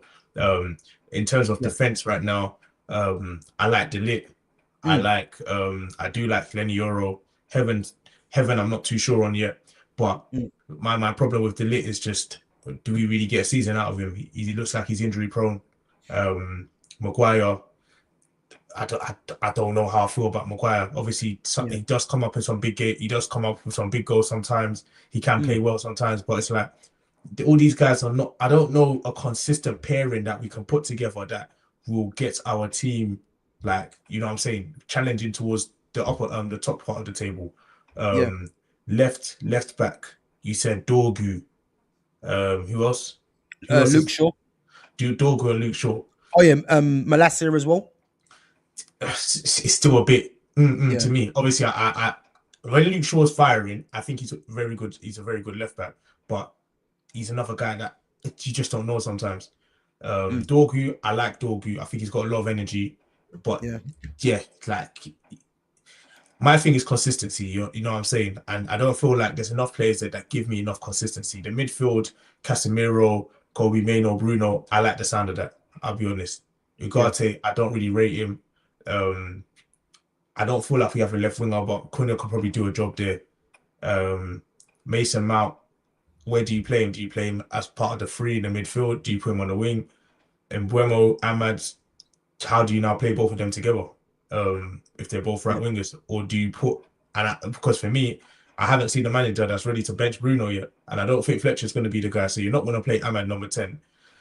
So Ahmad and Embuemo, how are we gonna do that? Are you gonna go put Ahmad and Embuemo, one of them on the left? Then we'll have some Cunha. I don't know. You understand? So the team is still a bit like lopsided. Lopsided. Like, you know what I'm saying? And me, I don't really like when we just have players. And this is my problem with Man United. Now, you see this Amorim sacking. Yeah. Now, you saw last time when I was here, I was kind of defending Amarin, Mm. but I I I defend Amarim because I don't like this United board. You understand? My problems with the board is it's actually not with the managers anymore. That's just the Mm. truth. Because I don't get excited when we sign these managers. When Amarim came in, I wasn't excited. I'll be so honest to you. I thought this was going to be another cycle, and um, this is what happens all the time. You give Ten Hag a new contract, then you give him 13 games and you sack him. Then Mm. you sign a manager that plays five at the back when you know this club historically, we're not a club that does anything like that in Yeah. terms of being a team that plays five at the back week in, week out. We know that Amorim is stubborn. He's not going to change his system. That's the system that he plays back at Sporting. Liverpool didn't even sign him as a manager when Klopp left because they were concerned with this five at the back that he loves to do. You understand? So for me, my problems with this board now Amarim's coming. He's played five at the back. He's been stubborn. What do I like? Why am I going to be angry with this guy? And maybe sometimes I've got my manager head on because it's like you got to be sometimes as a manager you have to be stubborn. You have to stick to your principles because that's what sometimes you believe is the best. But it's like this guy wasn't ready to adapt. He wasn't ready to change the system. That was what he was willing to do. We're now hearing rumors now that the board wanted him to change it to four at the back. They didn't like it was five. Who's running all of this? Why do they keep Mm. hiring these different guys? Then you let him buy players for a system. Well, now we have like 3, 4 number 10s, no Mm. wingers. And so I don't know. I don't know. Like, I have no trust in this board. Like, for me, it just looks like they're just freestyling. There's no plan. You get rid of this guy. Now you've got Fletcher in. Are you going to put Fletcher for the rest of the season? For me, now, if you put Fletcher in, it's like you're writing off the system, the season. You want to bring Mm. a manager in at the end. So I don't trust this board. As for Amarim, I'm not getting onto managers no more, bro, because I've seen top manager come in. I've seen Louis van Gaal. I've seen Jose Mourinho. I've seen Ole Gunnar Solskjaer. I've seen Ten Hag. I've seen like three out of the four that I just mentioned. I've seen all of them win trophies. You get what I'm saying? Yeah. Except for Ole Gunnar Solskjaer, I've seen all of them win trophies, and it still weren't enough. I saw Louis van Gaal finish fifth, win FA Cup, and get sacked. So I don't even understand the standard of this team anymore. I don't understand what's going on. You sacked a manager that plays 5-4-2-1, or however you want to say, or like however you want to say the formation he plays. Why do you hire these managers that you know that you're gonna sack? They're gonna bring in players that they're gonna bring their players for their system, and then the new manager's gonna inherit these players and not even like these players, and then all of a sudden it's happening all over again. You get what I'm saying? So for me, I don't know, bro. Like, Mm. I just don't trust this board. You get what I'm saying? It's for me, it's less of the managers anymore. Amarim last season, if you want to tell me he had 31% win percentage, he had 14 wins in 14 months, I could understand that. Look, that's a poor record. Me personally, last season, my only problem with him was losing the Europa Cup final. I feel like he should have won the Europa Cup final. Especially if you're going to give up the league, you have to win the Europa Cup final. There's no excuse. That's my only problem with him. So when you start telling to me 31% or 14 wins, I write off last season. My only issue with him was losing that final. This season, Yeah. when I judge him on this season, we sack him at 3 points off top four. We sack him at 3 points off top four. So Four is points. 4 points. 4 points off top four. So Mm. is it really the results that were sacking him for, or is it more his comments now? He's saying that he was supposed to be a manager. You got to remember, Amarim wanted to stay at Sporting. He wanted to come at the end of the end of the season. So you forced this guy. You forced him to come during the season, Yeah. play his silly five at the back that he likes to play, which we know is not this team. You understand? Like, all these players literally have to learn a new system, and now you're sacking him because you don't like that system anymore. For me, it just doesn't make sense what's going on at this club. And me, Mm. I don't trust this board, bro. I'll be honest. Like, for when they first came in Ineos and all of that, I was giving them like the benefit of the doubt. You're getting in Barada, you're getting in Wilcox, you're putting a team together. But bro, I'm just not understanding what's going on anymore. And I don't feel like it looks like they know what they're doing. You're getting Fletcher. I'm hearing Ole Gunnar Solskjaer, Carrick, and all these guys. So what are we doing? Right? What are we doing? What is the plan? No, no, listen. Like, I hear your dissatisfaction, but what I would say, yeah, about Ruben Amorim, because I don't really understand anyone that makes any kind of excuses for Amorim, because the very fact that, people might want to forget about last season, but I'm not going to, because last season for me should have been it should have been a standard. The fact that he can come to Manchester United, lose a European final to Tottenham Hotspur, who don't win, and then Man United finishing 15th in the league. At what point do we start saying, yeah, maybe we know the standards are low, but the standards can't be as low as this, which they were. Yeah. Now, when you mentioned about Man United bringing him in, yeah. Now, the thing for me, yeah, is he was a young up and coming coach, obviously for Sporting Lisbon, and because there was talk about Man City, Liverpool, Man United needed to get a new manager after sacking Ten Hag, and obviously because he's a young coach, they saw Amarim, and they thought, they want to see what Amarim can do. I don't believe United targeted Amarim because he plays a three at the back. They just targeted him because he was a young coach up and coming. Now, to think that West Ham United actually turned Ruben Amorim down, that should have been the alarm bells there ringing anyway. Because if West Ham are saying to Ruben Amorim they don't want him, what makes Man United think that he should even be a possibility? Yeah. Now, you mentioned as well, yeah, that Amarim got sacked with Man United 4 points off of the top four. When he took over from Van Hal from Ten Hag, do you know how many points he was off of top four? When he took off, was it not? Was it at 4 points? It was 4 points as well, yeah. Yeah. So really, we've not improved under him. We've just stagnated. Because if he's taken over from Ten Hag 4 points and he's left us 4 points, we've gone nowhere with this manager for 14 months. Yeah. Now, you look at it Yeah. like this, yeah. You look at it like this. I couldn't stand Eric Ten Hag. I couldn't stand Eric Ten Hag, yeah. Like, Eric Ten Hag was a massive problem for this club. To think that Ten Hag got sacked with Man United being in 4 points off of top four, and you bring in Amarim. Now, if you're gonna bring Amarim in, I'm under the impression that Amarim's coming in because Amarim is meant to be this top coach. So it turns out, yeah, that he won't coach in anything.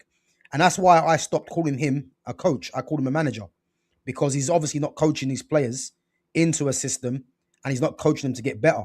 So the fact that he's came in, and again those comments that he said he's a manager and he's not a head coach, it's kind of proved me right, really, because this is why I stopped calling him a coach, because a coach's first thing they have to do when they come to a club is improve the players you have.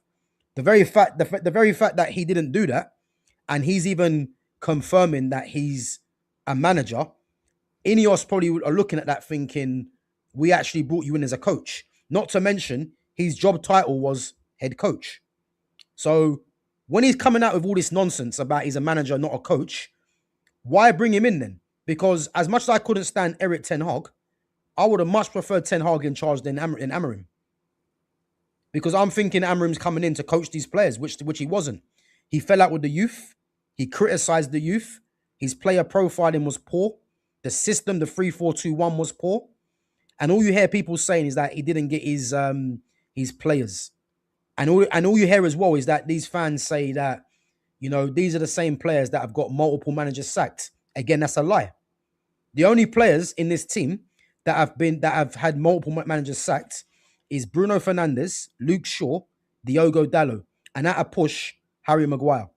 All the other players are newer players to the team that have been under one or two managers. So when people keep saying these are the same players that got multiple managers sacked, it's categorically a lie. It's just It's that not. people are in love with Ruben Amorim for some reason, a guy that's broken every negative record. This is the worst manager we've ever had. Yeah. And to think that people don't want to keep sacking managers, I'll put it to you like this, and this is the analogy that I always use. Yeah, if you're running a business, yeah, and you hired a manager and he's losing you money left, right, and center, what are you gonna do? Are you gonna keep him in charge and hope it gets better? Or are you gonna sack his ass straight away? Bro, if Mm. I keep hiring silly managers, then I need to start looking at myself, bro. If I give someone Hundred. a con if I give someone a contract Mm, and 13 weeks later I'm sacking them, then mm, I'm bringing another guy that has mm. no clue. I ain't got a clue. And I that's hear it. my problem. I That's hear my it. I problem. hear The it. board I has, hear and it. I Yeah. feel like you make it, you talking about all these things to do with these managers. I hear it, bro. But Mm. these these things need to be needs to be apparent to the people that are making the decisions from the get-go. You get what I'm saying? And that's the truth. Bro, You're I bringing hear it. in Yeah. But these are the same owners. These are the same owners. Yeah, that were in charge when Ferguson was winning titles. So these owners have always been a problem, and they're going to continue to be a problem. But the reality is, yeah, Ferguson was there before them. So no, you no, no, understand? They did not no, no, hire no. Fergie. Ferguson, yeah, but Ferguson was winning under the Glazers. Yeah, but he Ferguson was there before them. Ferguson was winning under the Glazers, Yeah. yes, but Mm. they didn't have to make no appointments for a new manager. Since they've had to make appointments of new manager, because Ferguson, in terms of talent ID, the type of players that he wants, the type of way he wants to play, Fergie was one of the best at that. You got what I'm saying? In terms of using youth, all of these things, Ferguson's one of the best at that. He was a great So man manager. Yeah. yeah, Mm. so like Ferguson kind of paper over a lot of cracks. Ferguson was a sporting director. Ferguson was everything. All these things that different roles that they're giving all these guys. Ferguson was doing all of those things by himself. You get what I'm saying? So he didn't. I mean, well, David Gill was part of it as well, man. Like, David Gill was there as well. yeah. David Gill was there as well. But what I'm saying is that they didn't need Mm. to appoint. They didn't need to appoint any manager since Ferguson has gone. Why Yeah. has it been appointment after appointment after appointment Yeah. and failure after failure for Yeah. me? But, Now, but unless you say that the trophies we've been winning is a success. yeah, but again, yeah, I agree with you in terms of there has been many appointments, which is why I've always maintained that Louis Van Gaal is the one manager that shouldn't have been sacked. He's the one manager that shouldn't have been sacked. He was only sacked because the fan base got excited because Mourinho was available and they wanted to do an El Clasico in Manchester of Yeah. Mourinho and Pep at City and United. That is the only reason, yeah. But Van Gaal was building something with the youth and the first team. Not to mention, he never had half the money that all these other managers have had. Yeah. So again, I agree, yeah, that they keep chopping and changing managers, and they have got a lot of things wrong. But the difference is that Ineos Ineos will have to take a blunder for this one in terms of Ruben Amorim. But from what I've heard, Jason Wilcox never wanted Amorim in the first place. Yeah. But what I would say is this couldn't continue because Ruben Amorim was taking his club nowhere.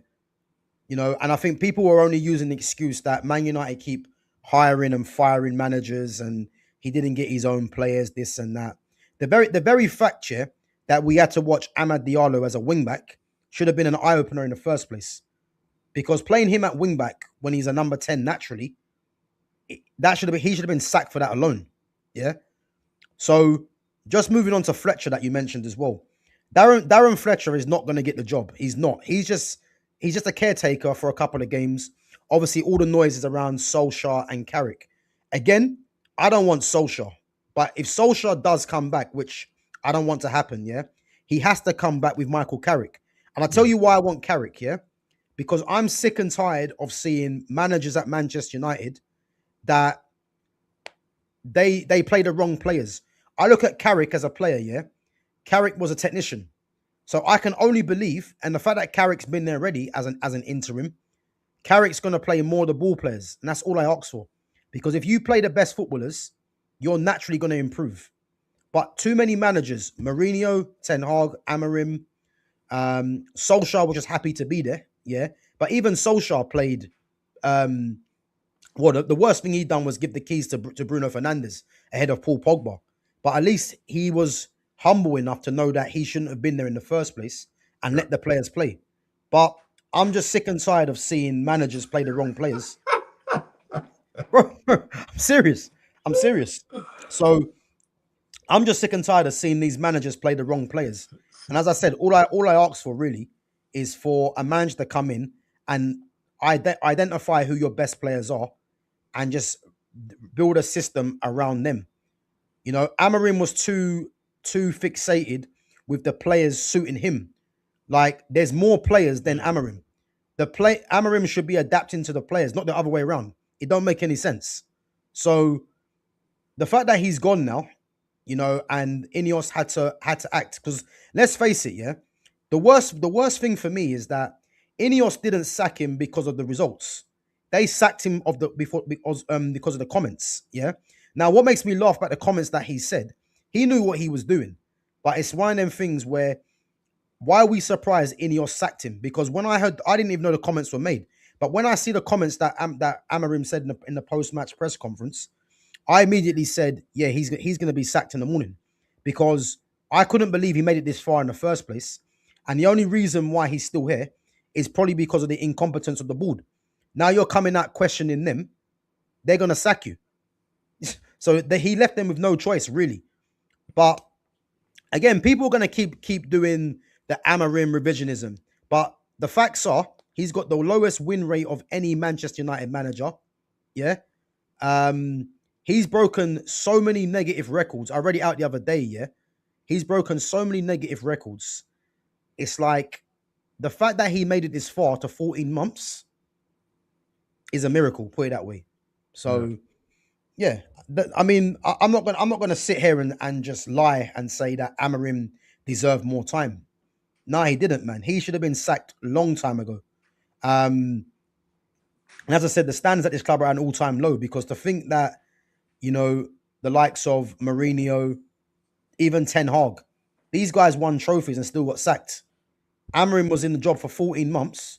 We lost the European final, lowest ever finish, you know, falling out with players, falling out with the youth. You know, the youth is a big part of Manchester United's foundation. And he criticized the youth openly because he just don't care about anything but himself. So they had no choice but to sack him for me. And again, this next appointment they do, it's their biggest appointment, I would say, ever. It's their biggest ever appointment, because if they somehow get this one wrong, then we could be in the wilderness, put it that way. So it's going to be a massive appointment for Ineos, and I'm not sure who you want as manager, yeah. But for me, if it's Carrick, or if it's Carrick to the end of the season, I'm happy with.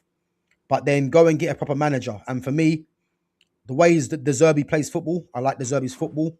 Zidane's always been my number one choice. Never gonna change, man. Like, bro, De Zerbi gonna come do the same thing. We're gonna get tired of him after, if it's not 2 seasons. You get what I'm saying, bro? But again, I don't believe that. Yeah, I'll tell you why I don't believe that. Yeah, because as I said, for me, I always make my judgment, yeah, off of what manager plays what players. As soon as I see a manager that sticks with Bruno, plays Hoyland when he was there, plays Garnacho, Mason Mount. As soon as I see a manager play them players, you've lost me instantly. I didn't want Ruben Amorim, yeah, but I was excited when Amorim came in, because I'm thinking young coach, you know, the way that Sporting Lisbon play, you know, I'm thinking I'm gonna see the likes of Ahmad, I'm gonna see some technical players playing, yeah. He was just another Ten Hag. When Ten Hag comes in, he doesn't play Bruno. Is that what you're saying to me? Who's that? De Zerbi. No, no. Bruno's leaving. Bruno's either going to leave January or end of the season. So if De Zerbi comes in, there won't be no Bruno. And I'll keep saying this, yeah. As long as Bruno Fernandes is in this team, this club ain't doing nothing. I know people are in love with Bruno's numbers, yeah, but the numbers are to the detriment of the team. I'd much rather Bruno Fernandes have no numbers, but has a good 90-minute performance.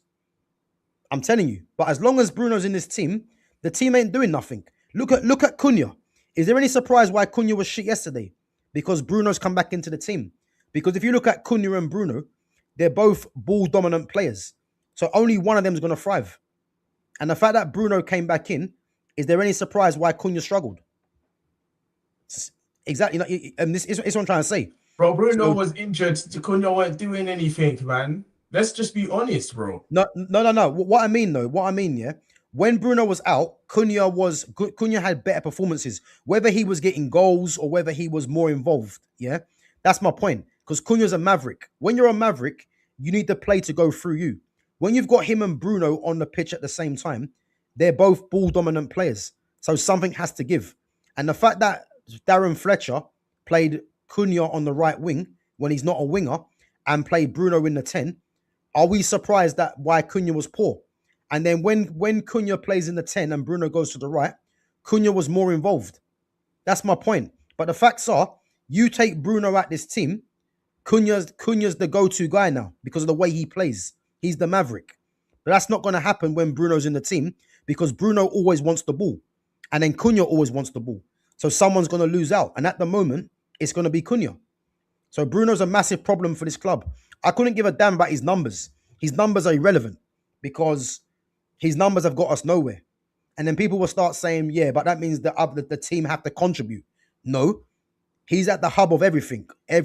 More or less every corner, every free kick, every penalty. He's always on some kind of set piece. He plays every game. That's what you call the definition of someone that just hogs everything. And it's not good for the team. I'm telling you. You know, this is the same manager, Ruben Amorim, that was telling us that Kobe's battling with Bruno for a spot in the team. So again, that's basically telling everyone that Kobe's not playing.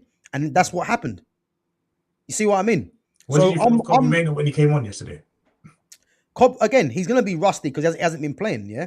But Kobe looked like he had a point to prove. You know, what I liked about Kobe when he came on, you know, he was starting to kind of dictate the tempo of the game from midfield. But I'm a massive fan of Kobe Manu, you know, massive fan of him. And the fact that this manager just plain out just disrespected him and weren't playing him, again, he doesn't fit the philosophy of the club, Amorim, because the philosophy of the club is youth, courage, success. He doesn't give a damn about the youth. Everyone says, yeah, that he played the youth at Sporting. Again, that's another lie. He played Quenda and Diamande.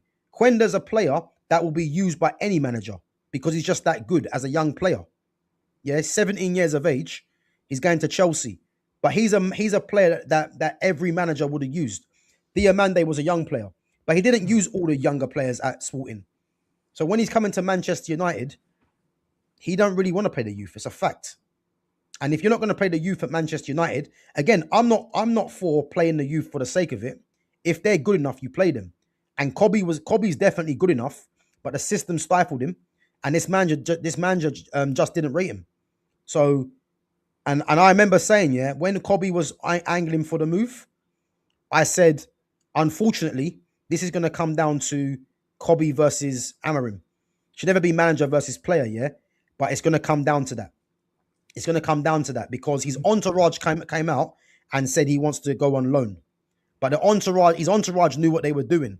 They were telling Ineos, you've either got to choose Amorim or you choose me. And Kobe won. And I predicted that at the start. So, yeah, man.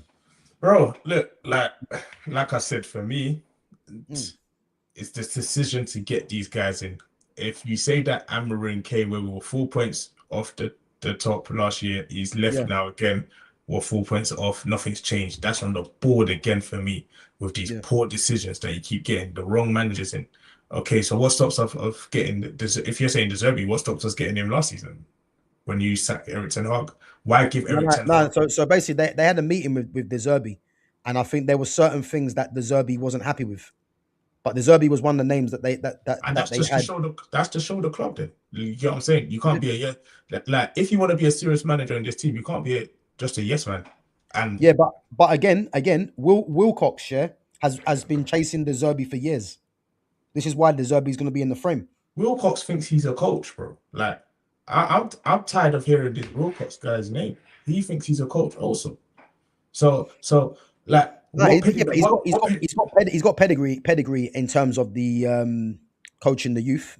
To be fair, yeah, but what does that mean? What pedigree does he have in the game? yeah, but again, like I don't think we can look at that because he was an appointment by Barada, and again he was at Man City, Wilcox, he was at Southampton, and he's obviously got pedigree in the game for him to be thought of. Again, I'm not too fussed with Ronaldo's looking Wilcox. like an inside job right now. For me, all these Yeah, guys, I don't agree with their decisions. That's just the truth, bro. I just believe that it's we're just back in incompetence when it comes to this board. You can keep saying managers, managers, managers. Managers are gonna come in when they leave. They say, "Oh, I couldn't get the players that I wanted." I was just want to say, I want to be a manager. I'm a coach. Disagreements. The people above now don't want you to play five at the back anymore. Blah blah blah. What is going? For me, the mistake was made when you gave Eric Ten Hag a new contract. Why yeah, give I Eric agree. Ten Hag? Yeah, Why give Eric Ten Hag a new contract? Then sack mm. him after 13 games. You now write off that season. You now write off that season. So like I keep saying, with these people, I don't understand their decision making. I'll be honest. You get rid of Oli. You get this Eric Ten Hag guy. Where are we as a club? What are the targets? Are you just Gavs? Are you just happy winning FA Cup and Carabao?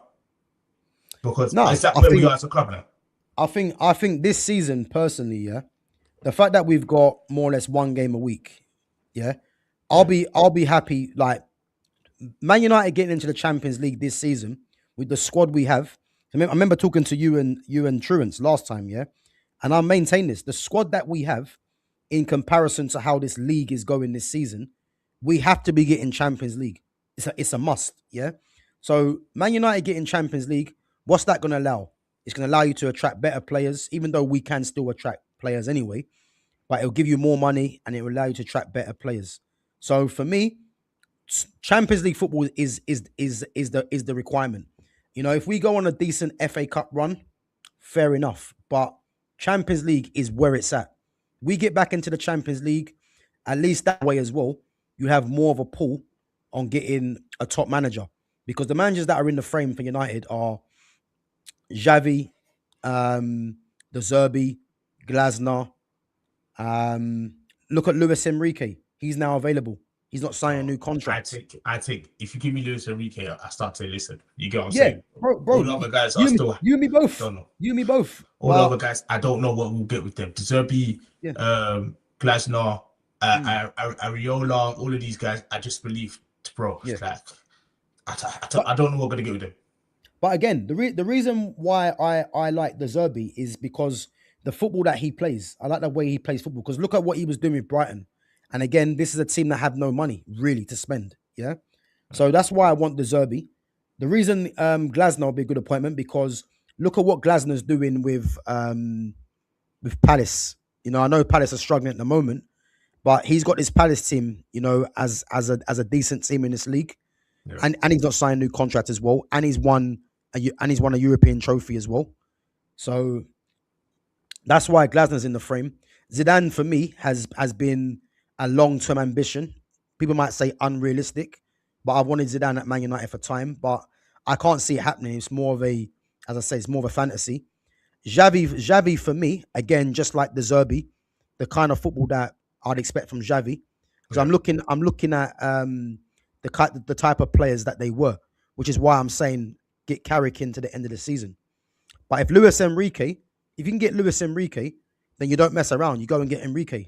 I'm with that because one thing's for certain, Enrique is going to have this team defensively set up properly, and I'm confident that the likes of the Amads, the Xerxes, if he does stay, the Cobbies, these guys will thrive in a Enrique system. So that's what I'm hoping for. But bro. yeah, Yeah, look, at the end of the day, bro, I feel like now we're stuck in another cycle again. I don't know where the light is at the end of the tunnel when it comes to this team. mm, We bring a new manager. When a new manager comes, he's going to come with new ideas. You might think that we have good enough players for a new manager to come and generally do something, maybe finish top six and do this crop of players. I think we have a lot of players who lack consistency. Um, mm, I do look at that Villa team. I think it's better than us. I do look at the Arsenal team. I think it's better than us. I look at the Man City team. I think it's better than us. When you say certain even when I look at Liverpool's team better than us. So when you say like certain names to me, it sounds good, but me watching them, they Yeah. don't give me enough consistency to trust them.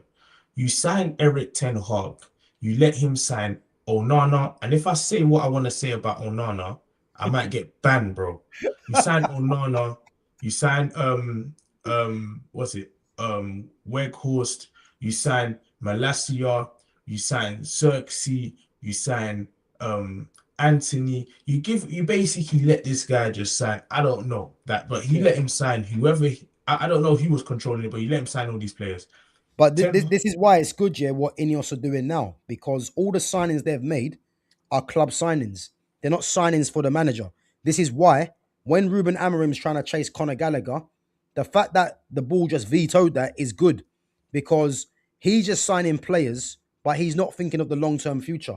He's signing players for himself. And Man United have made that mistake, as you just mentioned, with Ten Hag. They need to be signing be making club signings. You go and sign a Baleba. Baleba's a club signing. Conor yeah, Gallagher is just a signing for Ruben Amorim to get him through.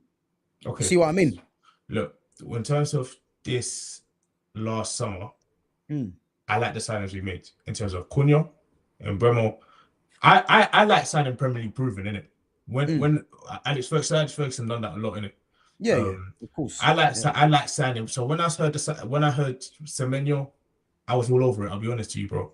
But Mm, yeah, like you're saying, like you said, bro. If this is their new way of doing it, and it has to mm. be a collaborative effort in terms of whoever they're signing, they have to collaborate with the manager and his club signings. Then okay, bro. But now for me, the way they choose the managers has Yeah. to make sense. You know what I'm saying? Mm.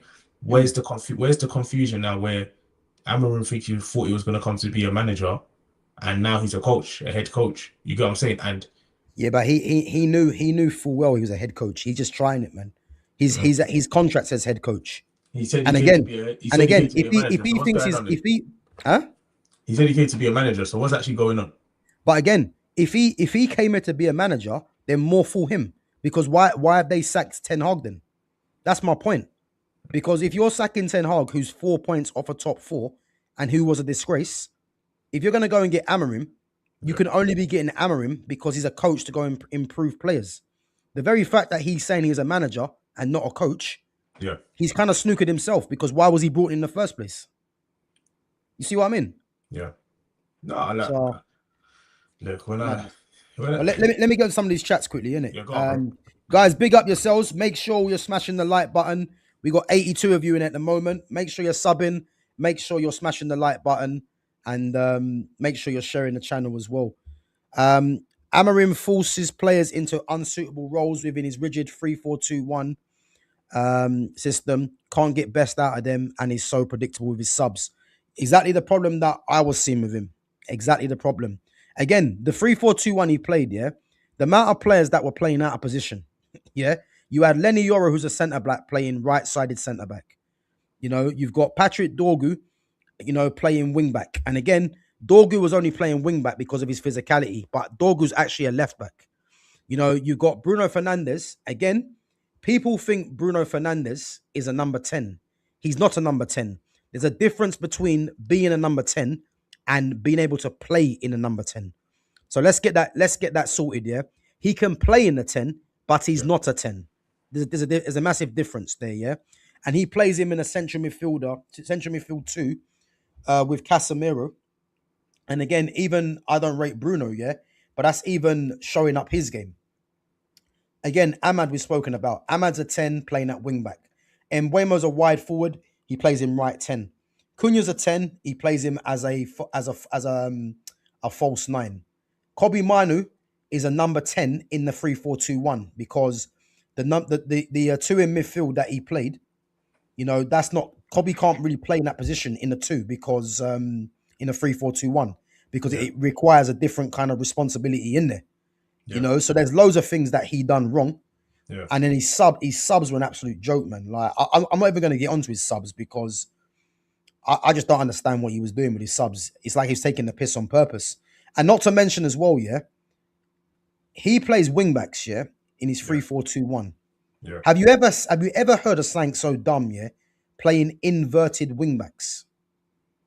Inverted wingbacks. You play inverted forwards, not Yeah. inverted wingbacks. Yeah. I, I need to see. There's no manager that I've seen that plays inverted wingbacks. I've No. never seen it. Yeah.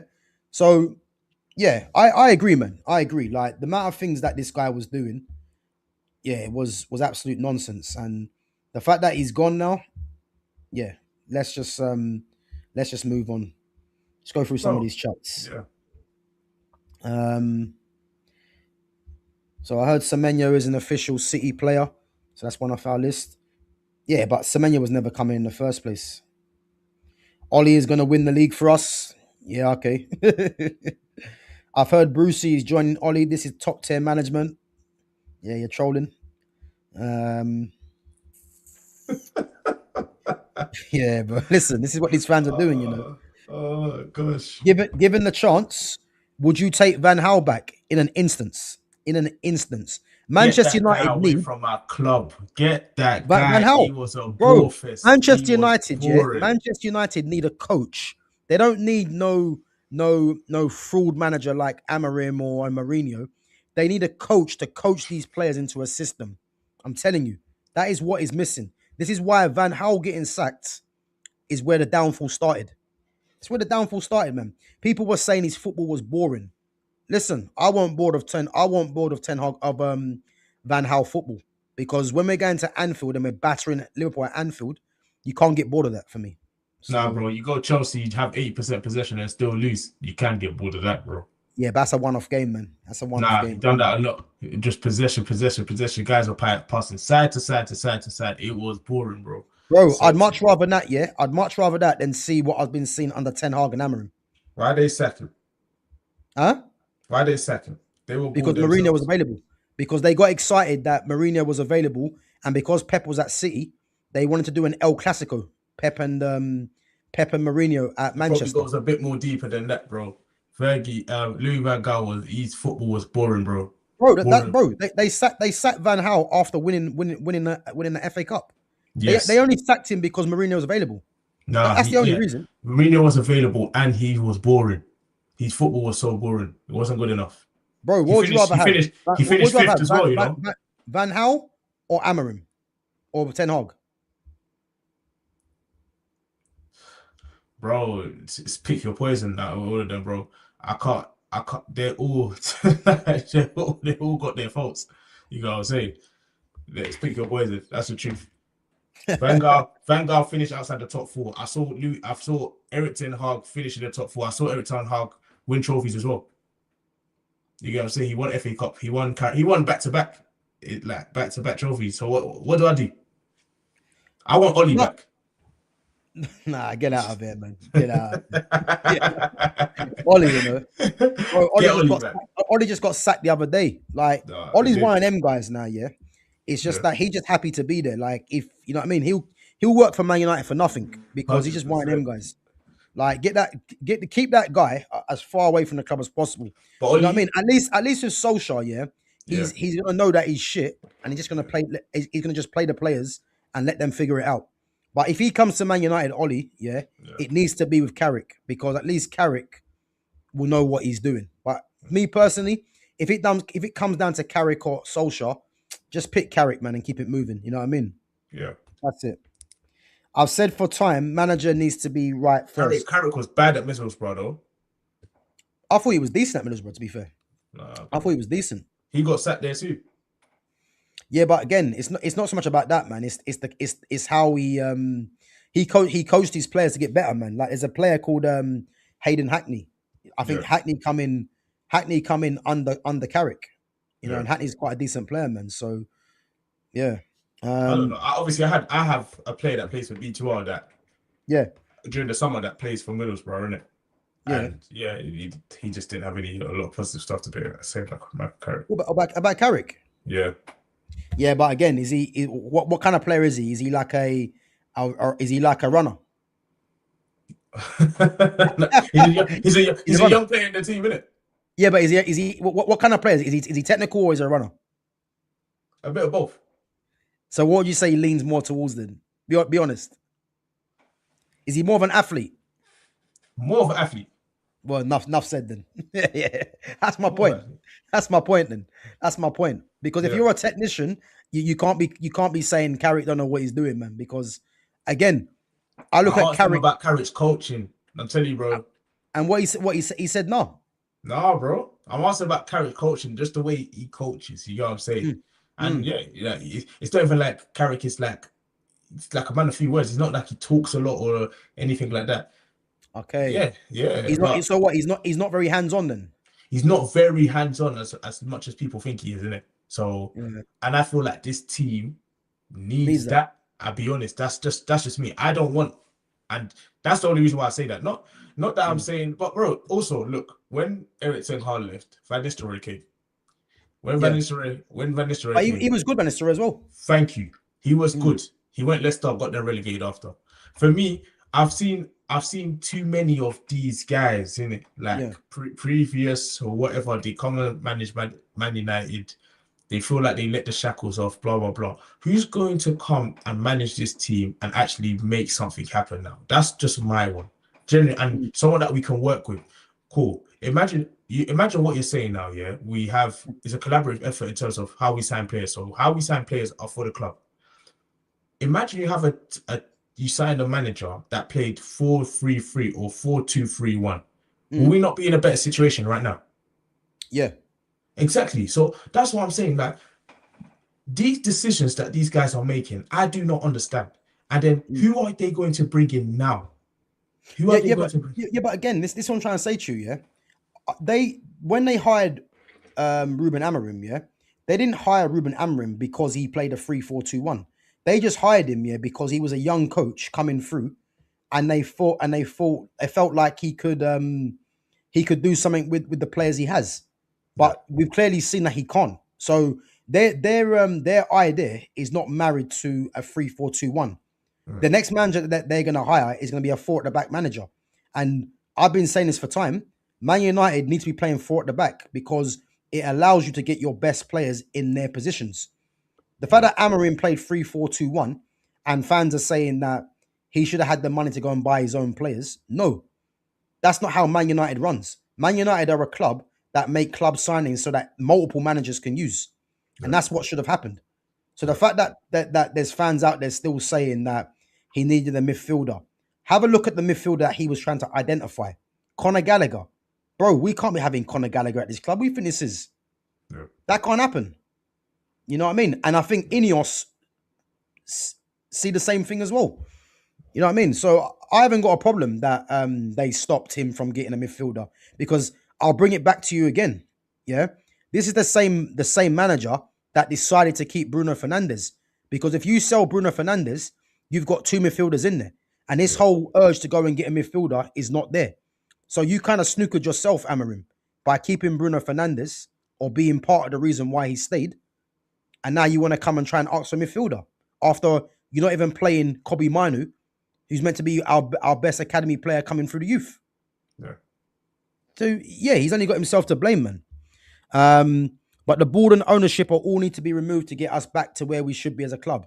Again, big up Fitz, man. I 100% agree with that. But the reality is, yeah, us as fans, we cannot get the Glazers out because if the Glazers were going to leave, they'd have been done a long time ago. And as I said, Ferguson won under the Glazers. You know, we've won trophies under the Glazers. The problem is now is that Ineos need to identify, you know, a coach that's going to get these players better. And of yeah, course, you're going to invest in the team, but a yeah, coach is what is needed.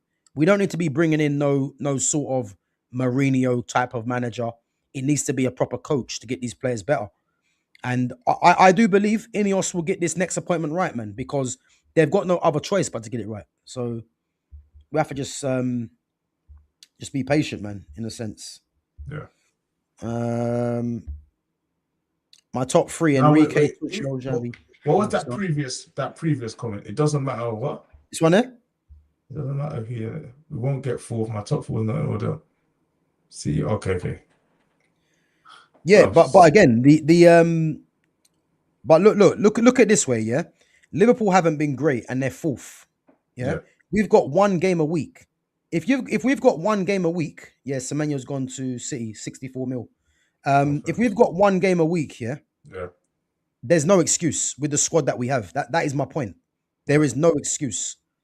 You know, people might not rate some of these players, yeah, but there's no denying that we've got goals in this team.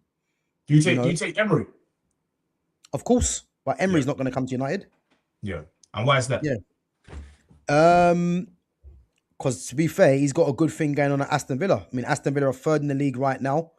You know, again, Aston Villa haven't been great the whole season for me, but Emery's a top manager for me, and the fact that Arsenal's got rid of him to go and get Arteta is laughable. You know what I mean? But Yeah. for me, I will definitely take Emery, but Is it still I can't see the laughable if Emery Arsenal thing win the happening. league? Do I think Arsenal win the league? If Arsenal win the league, is it still laughable? But they're not winning the league. All right, cool. They're not winning the league. Yeah. Telling you now, bro, they're not winning the league, man. Because Who's winning it? City. I think City are going to win it. They're going to win it, yeah. I'm sticking with City. City have drawn their last 3 games, fair enough, innit? Yeah, they've dropped points. Yeah. But City win the league, man, because City have still got to play Arsenal. Arsenal have got to play Forest next game away from home, which will be difficult. Obviously, we've got them as well. They've still got to play Newcastle at home. They've got tough games, and I think You they've say got we've got them, but bro, we struggle to keep clean sheets. against who? We struggle in general to keep Yeah, clean sheets. I know. But listen, the fraud's gone now, so we can be more confident. I wouldn't be surprised if Man United pick up points against Arsenal. I'm telling you, like, don't be surprised because these players are not as bad as what people think they are. Yeah, I wouldn't be surprised, but Yeah. it's just, yeah. So I'm not I expecting can see it, man. I can see it. My top 3: Enrique, Tuchel, Xavi, but not Southgate. Yeah, Southgate's not coming nowhere near this club, man. I don't think I want to show though, but Enrique and No, Xavi maybe I take them. Tuchel's not coming there either, man. Yeah. Let me see. Thoughts on Newcastle versus Leeds game? Yeah, I see that game, man. Was it 4-3 Newcastle? I mean, Crazy. Harvey Barnes, another guy that's got more goals, more GA than Saka. You know what I mean? I take Harvey Barnes at United. Nah, come on, bro. Come on, man. What are we doing here? I do, Harvey bro. Barnes at United? I do, bro. To go and do what? What, clean the boots? Nah, bro. That What you're to start? access Where you starting him? just to come and bring competition to that left side. Nah, bro. Listen. He's had a decent season, man. But I don't want to see no Harvey Barnes in the at the Theatre of Dreams, man. No way. You want to see Dogu. But yeah, but Dogu's a left back. So when Cunha gets subbed, did you want to see them? So again, the options we have at the moment, because again, that position, the 4-2-3-1, isn't really a winger position. It's like wide forwards. And again, we've only got the 3 players that can play out there are Ahmad Mbuemo on the right, Cunha, Mount can play there. So yeah, I mean, there is obviously space to get another player, but I'm not of the opinion it's got to be Harvey Barnes, man. Come on, you know what I mean? Like I said, I'll take him at United, bro. Like Harvey it's Barnes, good to man. it's good to laugh at these players, bro. But our players ain't doing anything. Like we have to be honest, bro. Like what are they But doing? again, let's see them under a better coach. That's my point. Okay. If we get a better coach, yeah, then the judgment can be fair, you know. Yeah.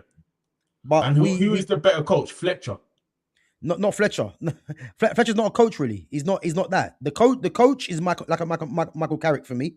But what I'm trying to say, if Carrick is there to the end of the season, and then we go and get the Zerbi or a Xavi, you know, or a Luis Enrique or a Glasner, Then these guys, huh? Why not get Oli? To go and do what?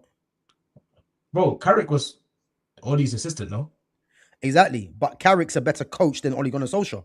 Solskjaer can't coach. He was never doing the coaching in the first place. He got sacked in Turkey. Oli wasn't bad for us, you know. No, Ollie's record as an interim was very good. But the fact that Ollie was given the job in the first place was the problem. So we can't be and let's not forget, he got sacked, Ollie, yeah?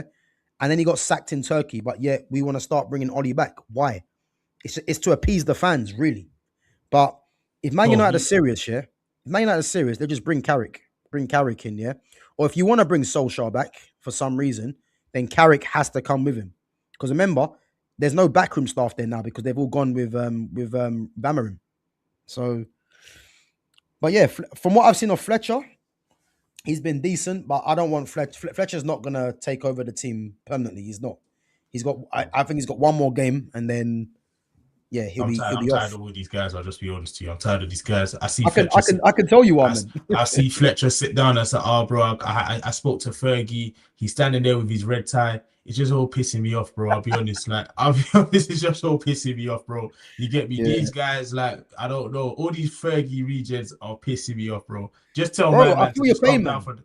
Just tell my man to come down from the stands. I beg you, because we've had Bro, enough, bro. I feel your pain, man. I Because swear, God. I'm where you are, yeah. But the fact that Amarim's gone, Yeah, I'm in a more positive mood. I've never mm, watched Manchester United, yeah, since the game against Burnley, where I've mm, been excited yeah, because Ruben Amorim was an absolute disgrace in what he was doing. And again, Fletcher, we know Fletcher's not going to be the permanent appointment. yeah, So we have to just back it what he's doing.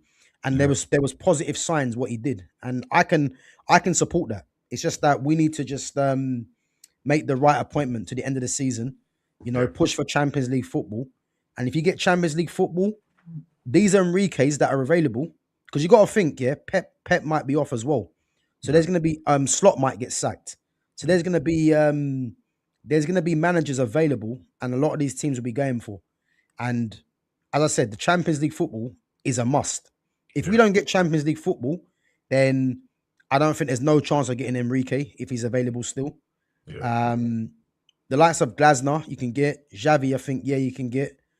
Um, but yeah, it just depends. The Zerbi, it depends. He might want another Champions League team, Yeah. but that's the main aim for me at the moment. No, bro, Uh, it's fair enough. Big up to Glossy Pom Pom, mad name. Van Gaal is one of the best coaches ever. Yeah, listen, bro, he's a top coach, man. I think people don't rate Van Gaal, but Van Gaal was someone for me that you could see that what he was doing with the players he had. Look at the careers these players had after it, because they weren't no careers after that. He Yeah. was doing it with players like bloody Tyler Blackett and Wolfric Jackson, Both Paddy Jackson. McNair, and that. Yeah. You know what I mean? And look where all their careers ended. But that's what I'm saying. So you have to give credit to Van Gaal, because this is what you call a good coach. Yeah. I don't Guys, know how what do much you I think? rate, bro. Guys, what do you think about Gyökeres? For me, he moves like Keir Starmer playing football, and it's killing me.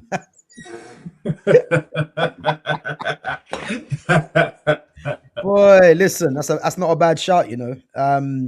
Yeah, listen, we spoke about Gyökeres earlier, man. For me, man, it's like a wrestler or a builder playing up top for Arsenal, man. That's it. Like, yeah, he's shit, man. Like, but that's Arsenal's problem, man. That's their problem. I had man telling me I had people telling me he's gonna get 25 goals, league goals this season. 25 league goals. I think he's got like five. Did you want him So, at United?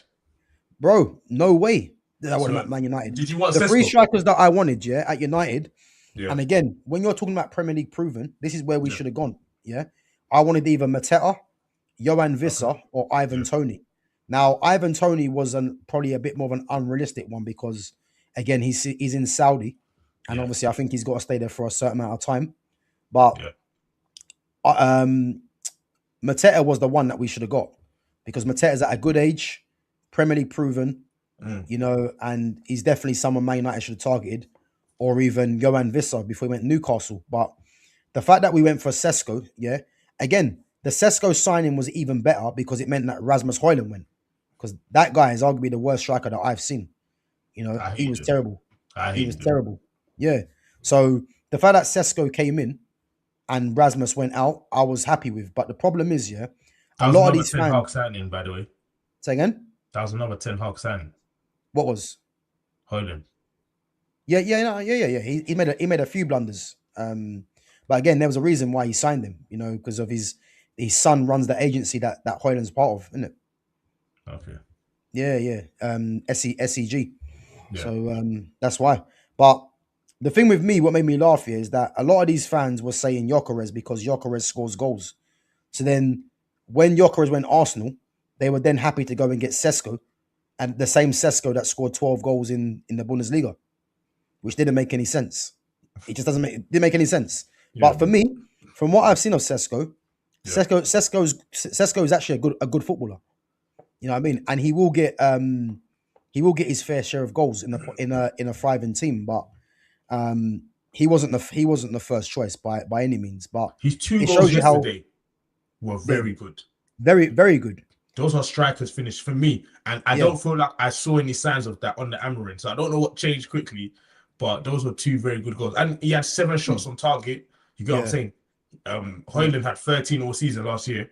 Yeah. Bro, he has 7 shots on target, and I don't think he's had like that many shots on target in a game this season. So yeah, if a new manager can kind of bring that kind of aspect to our team where we're able to get the best out of Sesko, it might be exciting. But what I would say as well, though, yeah, this I'm saying. So if you look at Sesko's second goal, it come from Patrick Dorgu going on the outside and crossing it in. Yeah. So even though I don't want to see football like that now because I prefer the inverted, that piece of play from Dorgu actually helped Sesko. And to be fair, the one-touch finish was class. So class, bro.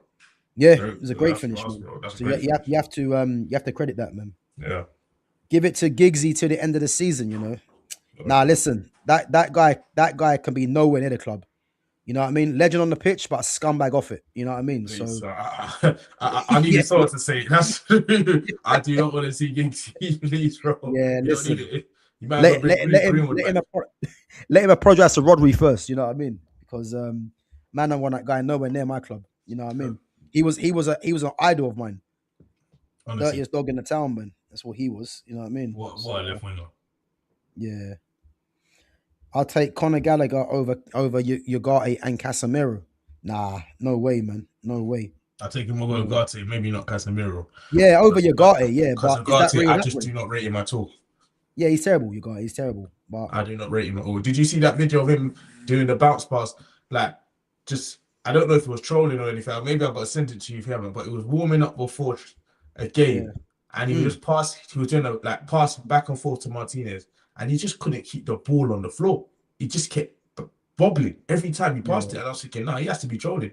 But yeah, Ugarte is, because I've got players in my team, five-a-side team that understand pass appreciation. Like, that was crazy. Yeah, he's terrible, man. He's terrible. We got scammed, man. We got scammed because to think that we bought him for 60 million.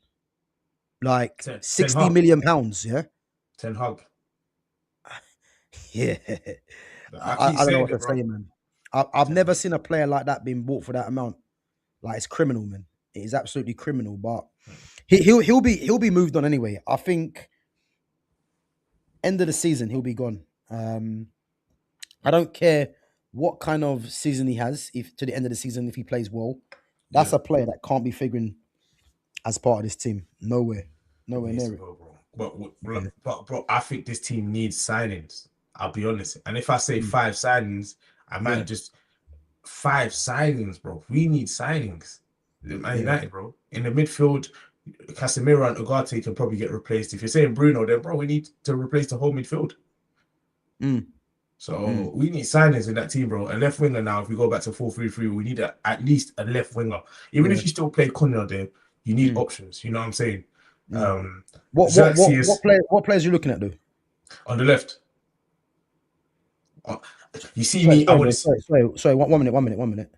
I just see some news. 1 second. So Ole Gunnar Solskjaer and Michael Carrick are increasingly unlikely to work together in the interim role at Man United until end of the season. That's good news. So because it's one or the other, and it has to be Carrick. Yeah, has to be Carrick. So that's good news. I don't want to see Solskjaer back at this club. I'll be honest. So go on, carry on. I'd rather see Oli than Carrick. That's just the truth. Really? I would rather see Oli than Carrick because I've seen what Oli's done, bro. Carrick, I can't trust that one because I don't know what Carrick does. I've seen what Oli has done for Man United. He's finished top 4 twice. He's brought even when he says to go out and play. If that's what his team talk was, go out and play. It worked. It Yeah, works. but as I said, man, I think the amount of younger players we've got, the likes of Dorgu, Lenny Yoro, Aiden Heaven, Kobe, Xerxes, Ahmad, Sesko. These guys need coaches. Shea Lacey, they need coaches. You know, Yeah. they need coaches for me. So that's where I'm at, man. But yeah, anyway, guys, listen, we're gonna have to wrap it up anyway, man. See 12:30, But Yeah. guys, make sure you smash the like button. Make sure you sub to the channel. Make sure you share the channel as well.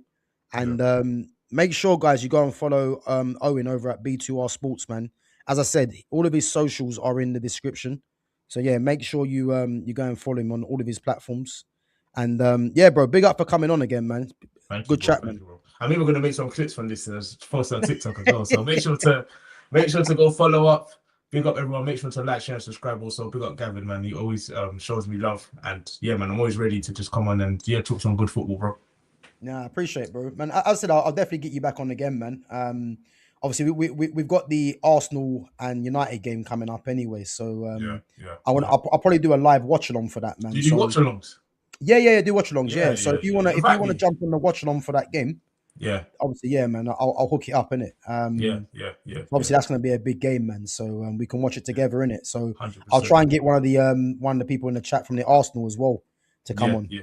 That'll be good. That'll be good. Yeah. So I think that's in a couple of weeks' time, innit? So Yeah. but yeah, no, I'll definitely shout you for that anyway. But yeah, man, no, it's been a good stream, man. But mods, big up to yourself for coming on as well. Big up to all the newcomers. Much appreciated. But yeah, we should be back. I should be back tomorrow, Friday. I might be back tomorrow. Ooh, what's time tomorrow? Because my birthday today, isn't it? Well, so shoot, happy birthday, brother. Yeah, big up, man. Happy birthday. Yeah. Well, 8th of Jan, man. So I'll say it's obviously over 12, innit? So yeah. I kind of kept it quiet, man. But yeah. So obviously I'm out tomorrow for my birthday, man, for a little meal and that. So so yeah, I'm not sure if I'm gonna stream tomorrow. I might be back a bit earlier, but definitely nothing in the evening. But guys, yeah, listen, we're gonna be obviously Man United have got Brighton, I think, in the FA Cup, I believe. So I believe it might be Saturday or Sunday. So I'm gonna be probably doing a reaction to that as well. So yeah, make sure you keep an eye on the notifications to see when I go live. But other than that, man, yeah, we're definitely gonna get Owen back on again, guys. So yeah, we'll sort something out. But yeah, we got the Man United and Arsenal game coming up. So yeah, we'll try and hook something up for that. So yeah, man. But as I said, Arsenal drawing 0-0 with Liverpool, 6 points clear at the top. As I said, man, I think this is the time where it starts crumbling because I know City have been dropping points, but I think the sign of Semenyo tonight, I think Semenyo will I think he's gonna provide something for them, man, to be honest with you. He's got goals in his game, so we'll have to see how they get on in it. But who knows, man? But I just can't have Arsenal win this league title, man, because same. I can't have it, man. I can't have it because them guys just chat too much, man, and it's just draining. So yeah, we can't be having that. So we'll see what happens. But guys, big up yourselves each and every time. And yeah, if I don't catch you tomorrow, hopefully catch you guys on Saturday. But yeah, big up yourselves, bro. Big up, yeah. Big up, Gav, man. Take care, man. Never coming on.